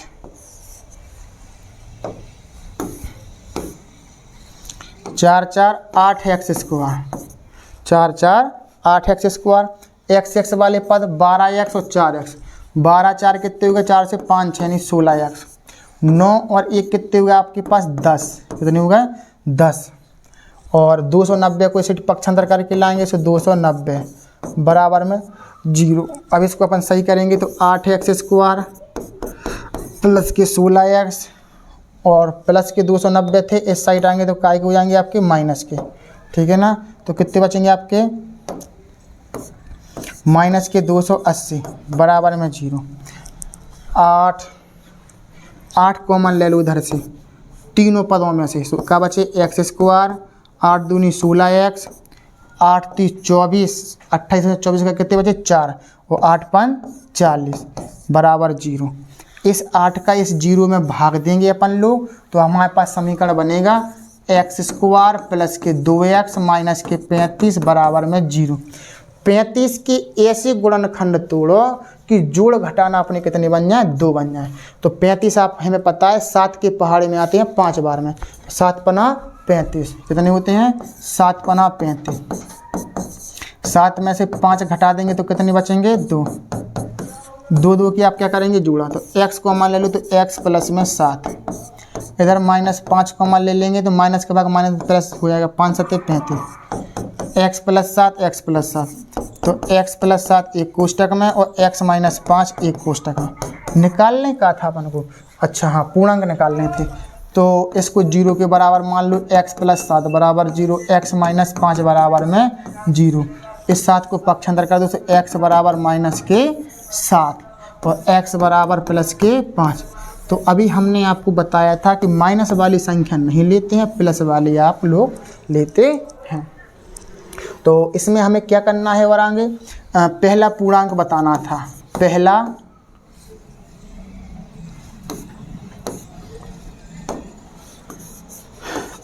विषम पूर्णांक, पहला विषम क्रमागत पूर्णांक, पहला विषम क्रमागत पूर्णांक कितना है, 2x प्लस में 1। 2 का गुणा अपन लोग x का मान रख देंगे, तो 5 दूनी 10 और 1 11, 10 और 1 11। तो पहला क्रमागत विषम पूर्णांक कितना आ गया 11, विषमी संख्या है, हाँ है। दूसरा क्रमागत विषम पूर्णांक देखो, दूसरा क्रमागत विषम पूर्णांक 2x प्लस में 3, x की वैल्यू अपन कितनी रखेंगे 5 प्लस 5 दूनी 10 और 3 13। अब देखो 11 के बाद क्या 13 ही आती है संख्या विषम, हाँ आती है, तो क्रम से चलना चाहिए, क्रम से है अपने पास। तो इस तरीके से आपका ये क्वेश्चन लगाना था कि क्या कह रहे थे, ऐसे 2 क्रमागत। अब हो सकता है कि आपके पेपर में विषम की जगह सम दे दें, क्रमागत कहते हैं। तो जोन सी भी वो कहेंगे तो उस तरीके से आपको इस सवाल को लगा लेना है। अगर विषम कहीं तो हमने विषम मान ली, सम कहते तो सम मान ली, अगर क्रम से कहते क्रमागत ओनली, सम विषम ना कहते तो एक्स और एक्स प्लस 1 मान ली। और आप सॉल्व करेंगे ए प्लस बी का होल स्क्वायर, ए माइनस बी का होल स्क्वायर, जो भी फॉर्मूला खुलेगा तो फिर आप खोल करके द्विघात समीकरण बना लेंगे। द्विघात समीकरण को सॉल्व कर लेंगे, सॉल्व करने पर 0 के बराबर करेंगे, जो भी एक्स का मान प्लस कर लेंगे। भाई हो सकता है कि दोनों प्लस के तो फिर कोई एक ले लेंगे आप लोग, ठीक है ना। तो पहला पूर्णांक निकल आया 11, दूसरा पूर्णांक निकल आया 13। तो ये अपना कौन सा 19 नंबर का सवाल था जी। अब हम लगाएंगे 20 नंबर का क्वेश्चन। कौन सा दोस्तों? 20 नंबर का क्वेश्चन। देखो 20 नंबर का क्वेश्चन दोस्तों, 20 नंबर का क्वेश्चन लगाने से पहले यदि आपको सवाल अच्छी समझ में आ रहे हैं और अच्छा लग रहा है सवाल लगाने में और आपको वीडियो, तो आप वीडियो को लाइक करिए, शेयर करिए। और यदि आपने अभी तक हमारे यूट्यूब चैनल को सब्सक्राइब ना किया हो तो सब्सक्राइब जरूर करिएगा, बेल आइकन घंटी दबा दीजिए, जिससे कि जब भी मैं आपके लिए वीडियो लाऊँ, कुछ सवाल लाऊँ, तो आपके पास सबसे पहले नोटिफिकेशन पहुँचे और आपकी कोई भी क्लास मिस ना होने पाए। हम देखते हैं 20 नंबर का क्वेश्चन क्या कह रहा है। वो एक समकोण त्रिभुज की ऊंचाई है इसके आधार से 7 सेंटीमीटर कम। पहले तो एक समकोण त्रिभुज बना लो। समकोण त्रिभुज जानते हैं, समकोण त्रिभुज का मतलब होता है जिसका एक कोण 90 अंश का है जी, 90 अंश का कोण है। तो 90 अंश के कोण के सामने की भुजा यह कहलाती है का कर्ण, क्या कहलाती है? कर्ण। भी कह रहे हैं यदि कर्ण 13 सेंटीमीटर हो तो भैया जब कर्ण कितनी दे रहा है? 13 सेंटीमीटर की लंबाई दे रहा है या कर्ण हो। तो अन्य दो भुजाएं ज्ञात करें। क्या करें? समकोण त्रिभुज की ऊंचाई है इसके आधार से 7 सेंटीमीटर कम। तो मान लो आधार x मान लो ना जी, माना आधार x मीटर। तो ऊंचाई क्या निकलेगी? ऊंचाई निकलेगी आधार से 7 सेंटीमीटर कम।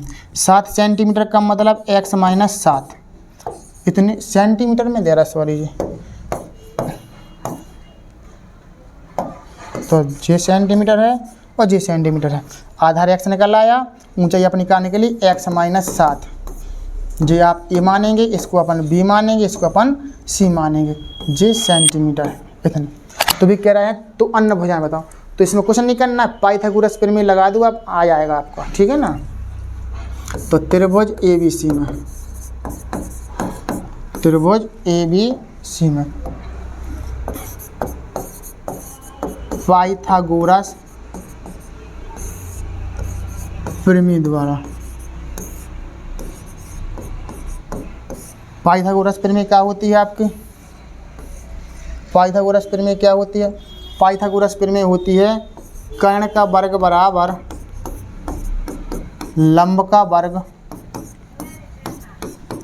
प्लस आधार का वर्ग। ये होता है आपके, ये भी एक फॉर्मूला है, आप लिख लेंगे। कर्ण कब लगाते हैं? जब कोई समकोण त्रिभुज जो हमारे पास दो भुजाएं दे रहे हो, तीसरी भुजा अपन को निकालनी हो, तो उसी तरीके से आपको लगाना है। कर्ण का मान कितना दे रहे थे आपको? 13 है। कितना दे रहे थे? 13 है। कर्ण का मान है आपका 13 है। लंब का मान कितना है आपका? लंब यानी कि ऊंचाई x माइनस 7 का वर्ग। आधार का मान कितना है? x यानी कि x का वर्ग। 13 का वर्ग कितना है? 100। कुल मिला के द्विघात समीकरण बनेगा। इधर से देखो, इसको a, इसको b, a माइनस बी का होल स्क्वायर, तो a स्क्वायर माइनस के 2a और b, a स्क्वायर माइनस के 2ab प्लस के b स्क्वायर और प्लस के x का वर्ग। 169। एक एक्स स्क्वायर, एक एक्स स्क्वायर कितने एक्स स्क्वायर? 2x square. इनका गुणा कर देंगे, 2 सत्ते 14x प्लस के 49। 169 को इसे पक्षांतर करेंगे तो कितना हो जाएगा अपने पास? 2x स्क्वायर माइनस के 14x प्लस के 49 माइनस के 169 बराबर में 0।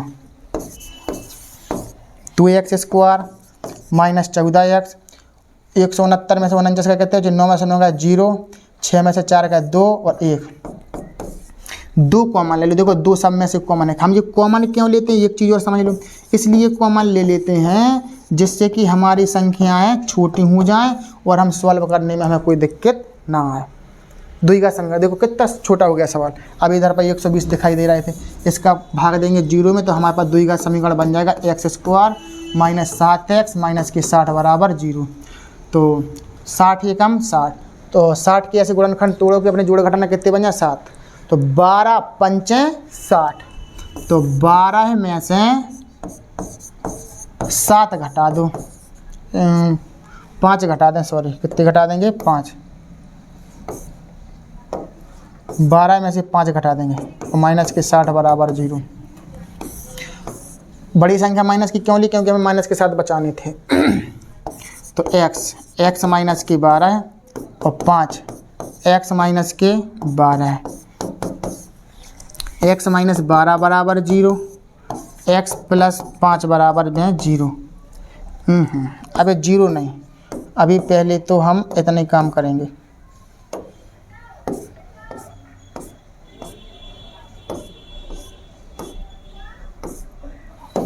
अब करेंगे हम 0 के बराबर, x माइनस 12 बराबर 0, x प्लस 5 बराबर में 0।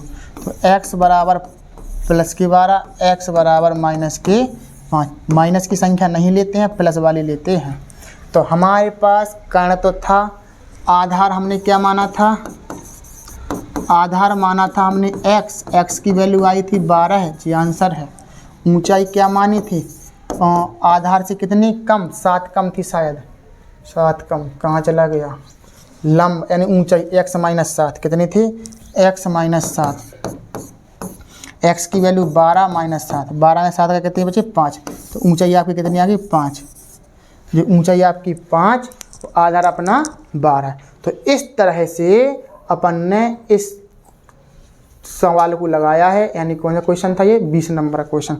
और भी हैं अपने क्वेश्चन 20 को, जो भी ये क्वेश्चन लग रहे हैं, ये क्वेश्चन कहीं ना कहीं आपके यूपी बोर्ड एग्ज़ाम में आ चुके हैं ये, ठीक है ना। और यही आपके सवाल इस चैप्टर से मोस्ट इम्पोर्टेंट आपके क्वेश्चन हैं।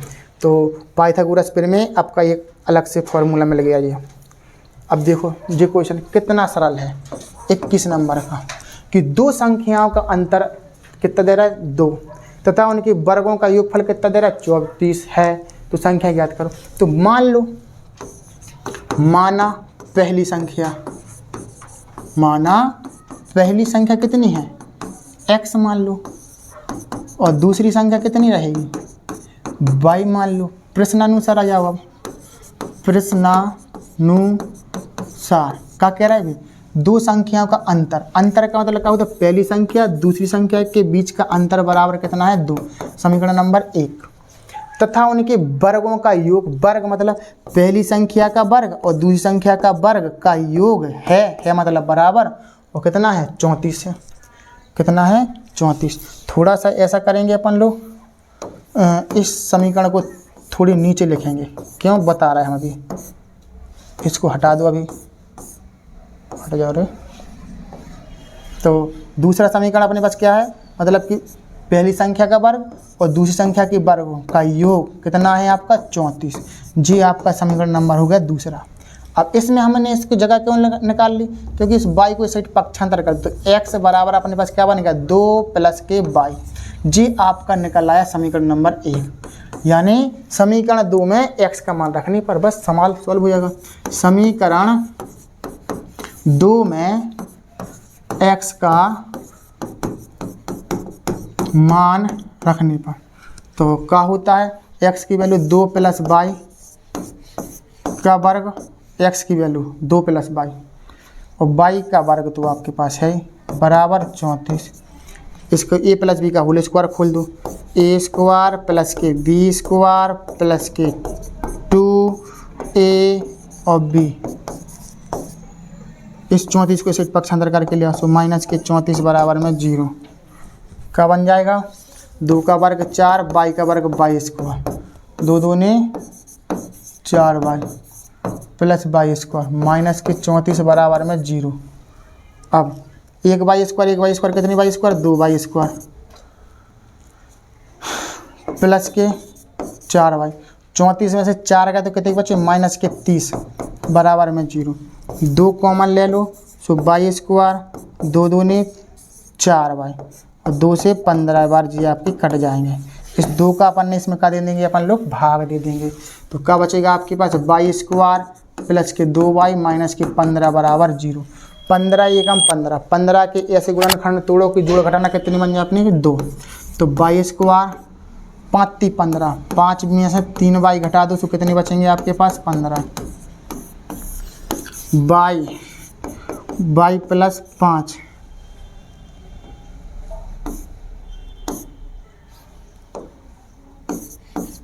माइनस के 3 बाई प्लस 3 पचे 15, बाई प्लस 5 और बाई माइनस के 3 बराबर 0। निकालना क्या था अपन को इसका संख्याएं, तो इसको 0 के बराबर मान लो। देखो हमेशा द्विघात समीकरण ही चल रहा है इसमें। तो बाई बराबर -5 और बाई बराबर प्लस के 3। प्लस वाली संख्या लेते हैं, माइनस वाली संख्या नहीं लेते हैं। तो बाई बराबर 3 आ गया। अब बाई का अपन ने क्या माना था, पहली संख्या क्या मानी थी x, दूसरी संख्या मानी थी बाई। संख्या निकालनी है तो समीकरण 1 में रख दो बाई का मान, ठीक है ना। तो x बराबर 2 + बाई है, x बराबर, तो बाई का मान समीकरण 1 में रखने पर x बराबर बाई प्लस कितना था 2 + बाई था, 2 + बाई, 2 + बाई, 2 + बाई। बाई की वैल्यू रख देंगे तो 2 + बाई का मान 3, तो x बराबर 3 × 2 = 5। तो ये आपका क्या कहलाएगा, ये आंसर। और जी भी आपका क्या कहलाएगा, आंसर। यानी कि अब इधर पर हम लिख दें अगर आपको कि पहली संख्या x की वैल्यू कितनी निकली 5, दूसरी संख्या y बराबर 3, और जी आपका क्या है, आंसर है। क्या है, ये आपका आंसर है। तो इस तरीके से आपको एक क्वेश्चन करना है। तो दो संख्याओं का अंतर, वर्गों का योगफल 34 दे रहे थे, संख्याएं ज्ञात अपन ने कर ली। अब देखते हैं 22 नंबर का क्वेश्चन।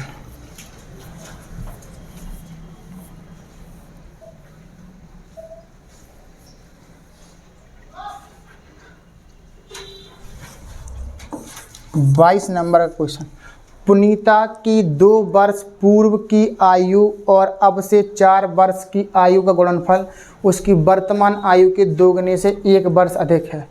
उसकी वर्तमान आयु ज्ञात करो। देखो जब भी आयु संबंध वाले सवाल आ जाएं तो पहले नंबर तो हमें वर्तमान आयु पर चलना है। तो पुनीता की वर्तमान आयु क्या मान ली अपन ने, x वर्ष। क्या मान ली, x वर्ष माना। पुनीता की वर्तमान आयु क्या मान ली अपन ने, x वर्ष मान ली। क्या मान ली, x वर्ष। अब क्या है, 2 वर्ष पूर्व की आयु। अब 2 वर्ष पहले की आयु निकालो इसकी। पहले 2 वर्ष पूर्व की आयु, अभी वर्तमान की थी, अब निकालो 2 वर्ष पूर्व की आयु। अगर पूर्व का है, पहले का है, तो अपन को क्या करना पड़ा, घटाने पड़ा। ओके, क्या घटाने पड़ा, जितने साल पहले बाद के उतने साल पहले घटा दो।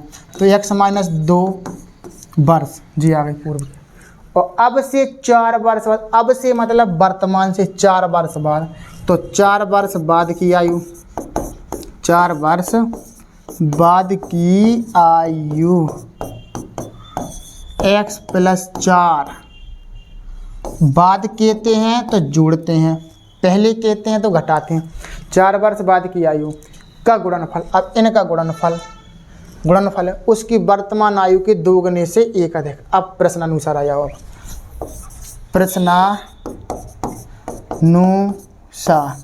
प्रश्नानुसार 2 वर्ष पूर्व की आयु, 2 वर्ष पूर्व की आयु का है x - 2 और 4 वर्ष बाद की आयु का है x + 4।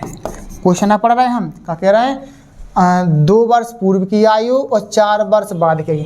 2 वर्ष पूर्व की आयु, 4 वर्ष बाद की आयु का गुणनफल। भैया गुणनफल कर दो। गुणनफल है को मतलब हो बराबर उसकी वर्तमान आयु। वर्तमान आयु का मानी थी x। वर्तमान आयु के दोगुने, 2 को गुणा कर दो, से 1 वर्ष अधिक तो 1 जोड़ दो, कम कहते तो माइनस लगा देते है, उसकी वर्तमान आयु बस द्विघात समीकरण बन गया। अब इसका x की वैल्यू निकाल लो। कैसे निकालेंगे, पहले इसका गुणा इसमें करेंगे तो x का गुणा x में करेंगे तो x स्क्वायर, x का गुणा 4 में करेंगे तो 4x, 2 का गुणा x में करेंगे तो माइनस के 2x, 2 का गुणा 4 में करेंगे 4 दूनी 8, 2 का गुणा x में करेंगे तो 2x और प्लस के हैं 1। इनको इस साइड पक्षांतर करके ले आओ तो x स्क्वायर 4x, इसको सॉल्व कर लो ना थोड़ा सा, 4x में से 2x घटा दो तो कितने बचेंगे 2x, वो भी कहा कि प्लस की संख्या बड़ी है, और माइनस के 8 माइनस के 2x और प्लस के 1 बराबर में 0, x स्क्वायर प्लस माइनस के 2 कट गए,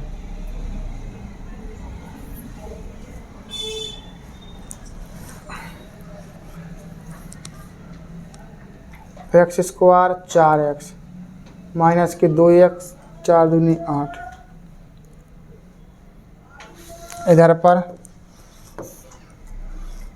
माइनस का 1 रहेगा जी, क्या रहेगा माइनस का 1, तो x स्क्वायर होगा, माइनस 8 और माइनस 1 कितने होगा, माइनस के 9 बराबर 0, इसको पक्षांतर कर दो तो x स्क्वायर बराबर 9, तो x बराबर रूट के अंदर 9। देखो सवाल कितना सरल जा रहा है, तो x बराबर का आ गया 3 का वर्गमूल होता है। अगर वो आयु निकालना है तो अपन प्लस माइनस नहीं लेंगे, सीधी 3 संख्या निकालेंगे, और अगर संख्या निकालते तो प्लस माइनस 3 आंसर निकलता। तो इस तरीके से आपने 22 नंबर का क्वेश्चन लगा लिया है, ठीक है ना। तो ऐसे ऐसे करके आपने 22 क्वेश्चन लगा लिए, बहुत सरल है। आयु संबंध वाला क्वेश्चन बस अगर बाद कहें, इधर पर थोड़ा समझ लो, अगर बाद कहेंगे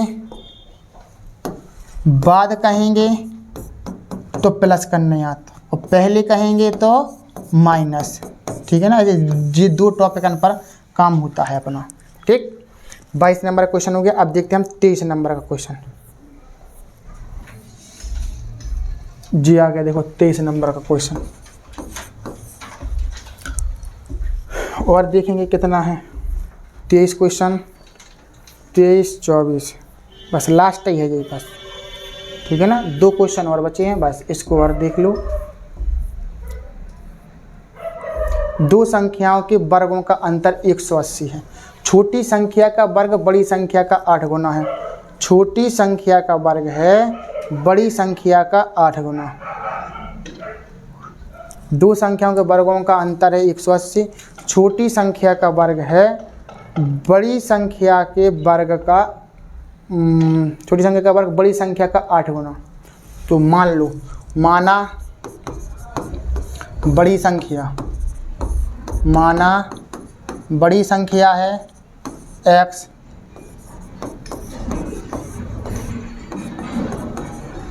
ऐसा कर लो तो चलो ऐसे रहने दो। छोटी संख्या का वर्ग है बड़ी संख्या का 8 गुना। बड़ी संख्या अपन ने क्या मान ली, हाँ x मान ली। अब देखो बड़ी संख्या x मान ली अपन ने, अब अपन छोटी संख्या निकालना है अपन को। तो छोटी संख्या निकालना है तो मान ही लो, नहीं तो दिक्कत करेगा बाद में। छोटी संख्या अपन का मान लो y। अब दोनों संख्याओं के वर्गों का अंतर, तो प्रश्नानुसार आ जाओ। प्रश्नानुसार क्या है, 2 संख्याओं के वर्गों का अंतर, यानी कि पहली संख्या का वर्ग और दूसरी संख्या का वर्गों का अंतर है 180। समीकरण नंबर 1 है। अब छोटी संख्या का वर्ग यानी कि छोटी संख्या का है y, तो y का वर्ग है बड़ी संख्या का 8 गुना। बड़ी संख्या कितनी है x का 8 गुना है। छोटी संख्या का वर्ग है x का 8 गुना, तो y स्क्वायर बराबर कितना हो गया 8x। तो y स्क्वायर का मान 8x हो गया। अब जो हो गया अपने पास क्या, y स्क्वायर का मान समीकरण 1 में रखने पर, y स्क्वायर का मान समीकरण 1 में रखने पर, समीकरण 1 का है x स्क्वायर माइनस के y स्क्वायर बराबर में 180। y स्क्वायर का मान कितना है 8x, 180 को इस साइड ले आओ, माइनस की 180 बराबर में 0, यही है ना। अब 180 गुणनखंड तोड़ दो, तो 180 किसने में कौन सी पहाड़ी में आते हैं, देखो गुणनखंड तोड़ करके इधर 2 नम 18, 2 से 45 बार, 3 से 15 बार, 3 से 5 बार, 5 से 1 बार, करो 8 बनाना अपन को, माइनस की 8।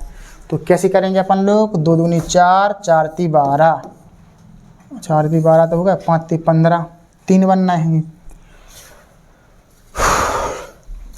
3 तिरका 9, 9 दूनी 18 और 5 दूनी 10, 18 में से 10 घटा दो, 18 में से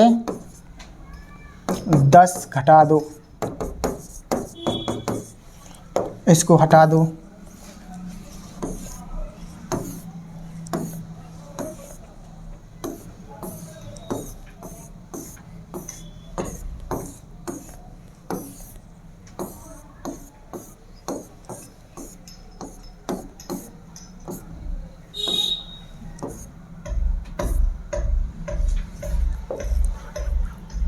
दो दो की जोड़ा बना दो। इसके कितना कॉमन आएगा, x, तो x माइनस 18, इधर से आएगा 10, तो x माइनस 18, क्योंकि 10 0 से 0 कट जाएगा, x माइनस 18 एक कोष्टक में, x प्लस 10 एक कोष्टक में बराबर 0, x माइनस 18 बराबर 0, x प्लस 10 बराबर में 0, 10 को पक्षांतर कर दो, 18 को पक्षांतर, तो x बराबर 18 और x बराबर माइनस के 10, ठीक है ना।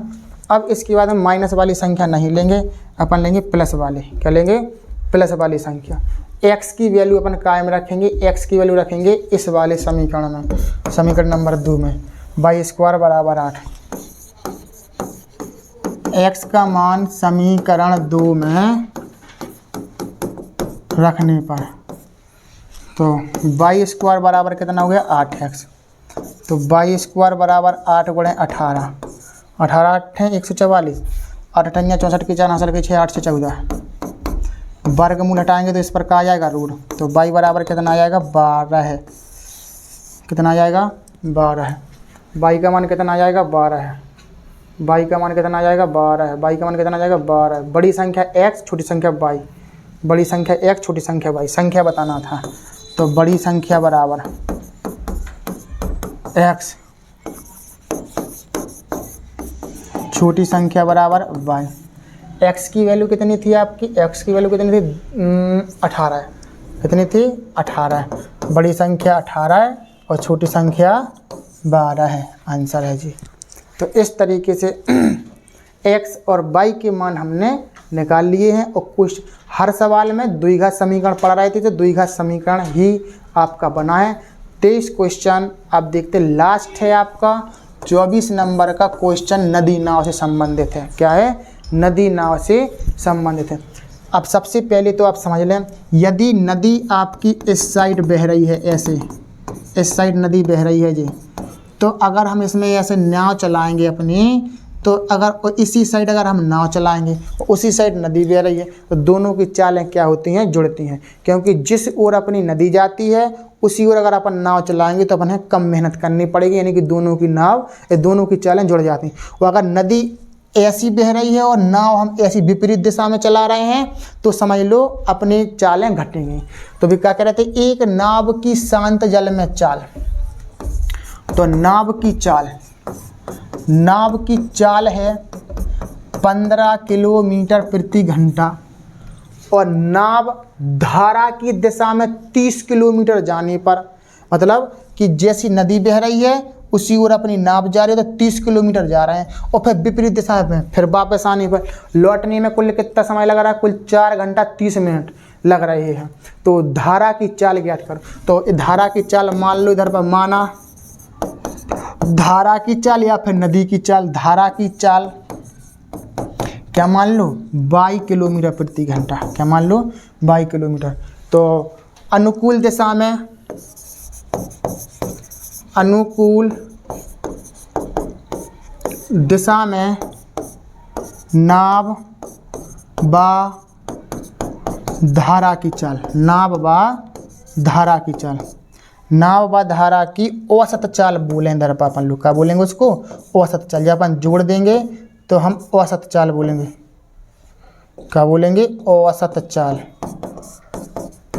औसत चाल, औसत चाल क्या, जब अनुकूल, अनुकूल मतलब होता है जिस दिशा में नाव जा रही उसी दिशा में अपने का जाना चाहिए, नदी बह रही हो।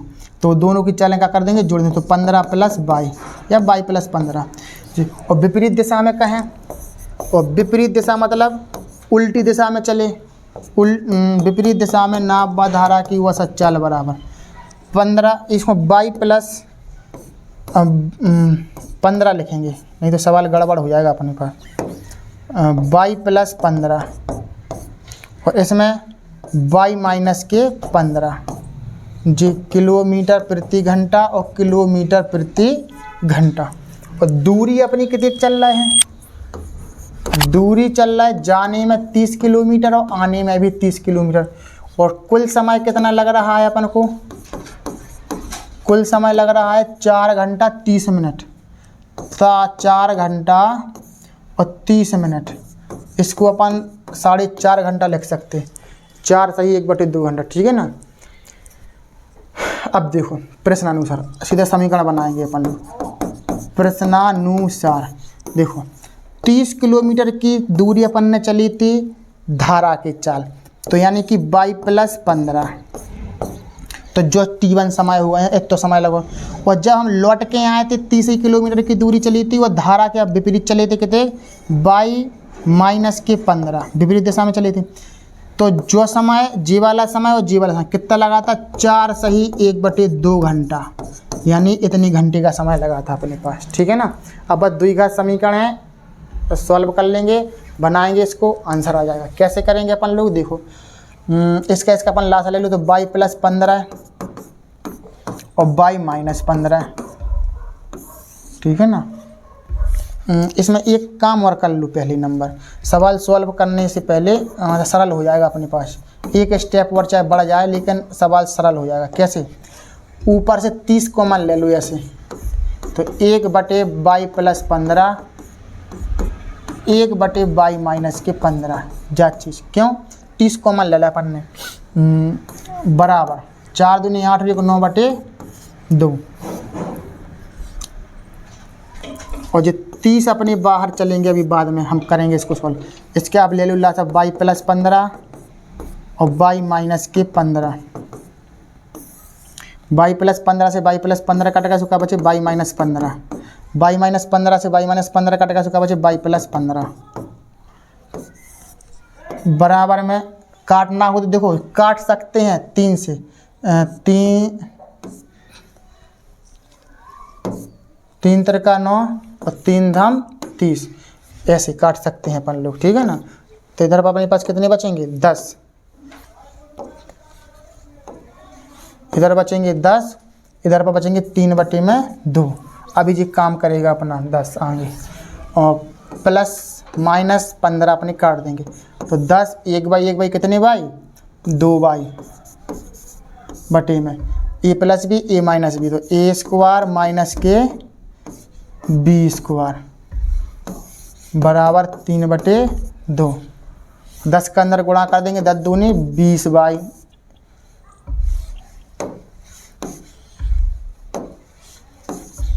और बाई स्क्वायर माइनस 15 225 बराबर 3/2। अब देखो ध्यान से, इसका गुणा इधर, इसका गुणा इधर, क्यों द्विघात समीकरण बनाने अपन को। 20 दूनी 40 बाई, 3 का गुणा बाई स्क्वायर में करेंगे तो 3 बाई स्क्वायर, 3 × 5 = 15 की 5 तरह की 3 दूनी 6 और 1 7 3 दूनी 6। इसका गुणा इस साइड करेंगे तो 3 बाई स्क्वायर और प्लस के 40 बाई इस साइड जाएंगे तो माइनस के 40 बाई माइनस के 675। अब क्या इसमें से अपने कुछ चीज़ कॉमन आ रही है, नहीं आ रही है कॉमन,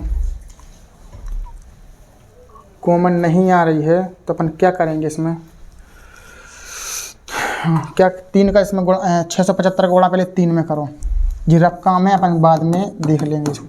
675 गुणा 3, 3 × 5 = 15 5 हाथ लगा 1 3 7 21 1 22 की 2 हाथ लगेंगे 23 18 19 20 20 25 के गुणनखंड तोड़ दूंगा। कितने से कट रहा है, 2 से तो कटेंगे नहीं, 5 से काट दो सीधी डायरेक्ट। 3 ही से काट देंगे अगर अपन लोग तो कितनी बार कटेंगे, 675 बार। और 3 से फिर कट जाएंगे, 3 दूनी 6, 3 दूनी 6, 3 5 15। 3 से फिर कट जाएंगे, 3 7 21, 3 5 15। 3 से फिर कट जाएंगे, 3 दूनी 6, 3 5 15, 5 25, 5 एकम 5। बनाना कितने के, 40 बनाना अपन को। कितने बनाना है, 40 40 40। 5 × 15, 15 × 45,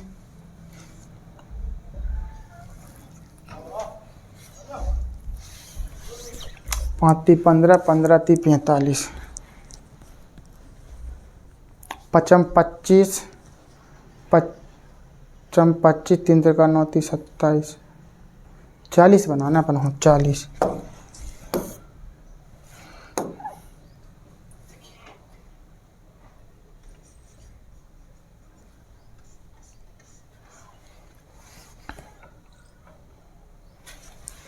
इसके गुणनखंड अपन लोगों ने, तो दोस्तों इसमें अपना क्या है, थोड़ा सा सवाल जो शुरू में हम बोल रहे थे कि इसमें पहले धारा की चाल y है और अनुकूल दिशा में नाप की चाल, इसमें अपन को y + 15 ना करके अपन लोग 15 + y करना था। पहले x की वैल्यू लिखी जाती है, बस यही गड़बड़ हो गई, इसलिए वो गुणनखंड तोड़ने में थोड़ी दिक्कत आ रही। तो अपन इधर पर क्या करेंगे, 15 + y और 15 - के y, इस तरीके से 15। और बकाया अपना सारा सवाल सही है, कहीं गलत नहीं है, इधर अपन को देखना है।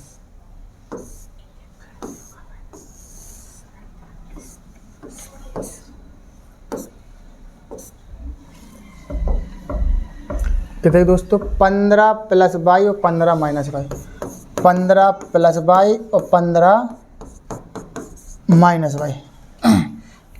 और बकाया अपन सवाल बिल्कुल सही का लगाया है। 1/15 + y, 1/15 - y जी बचेंगे आपके। और इधर पर 4 दूनी 8, 9/2। इसको अपन को क्या करना है, अब लासापा लेना है। तो 15 + y और 15 - y दोनों आ जाएंगे। 15 + y से 15 + y कट जाएंगे, तो क्या बचे इधर पर 15 - के y और 15 + y इधर बचेंगे। क्यों, इस कोष्टक से जे कोष्टक कट गया, क्या बचा जे, और 30 अपने पास इधर पर लिखे रहेंगे आगे। और y से y कट गया अपने पास प्लस माइनस, क्या बचा 30, ऊपर बचेंगे 15 15 30 बटे में a + b का होल स्क्वायर और ये माइनस का, तो यानी a² - के b² और 9/2। तो इधर पर क्या बचेगा, 30 का अंदर गुणा कर देंगे अपन लोग। अब 30 का अंदर गुणा कर देंगे तो क्या हो जाएगा अपने पास, 30 × 3 = 900, 3 × 9 = 900। इधर हो जाएगा 225 - के y² बराबर में 9/2। अगर आप काटना चाहें तो अपन काट भी सकते हैं, कैसा, 9 एकम 9 और 9 एकम 9, इसका गुणा अपन इधर कर देंगे, ठीक है ना। तो इधर अपन कितना आ जाएगा 200, इसका गुणा इधर कर देंगे 225 - के y²। इसको इस साइड पक्षांतर करके लाएंगे तो क्या, - के y² है तो प्लस के y² और के 255 प्लस के 200 बराबर में 0। क्या बचेंगे, इधर पर अपने 255 की जगह पर 225, 15 का वर्ग 225,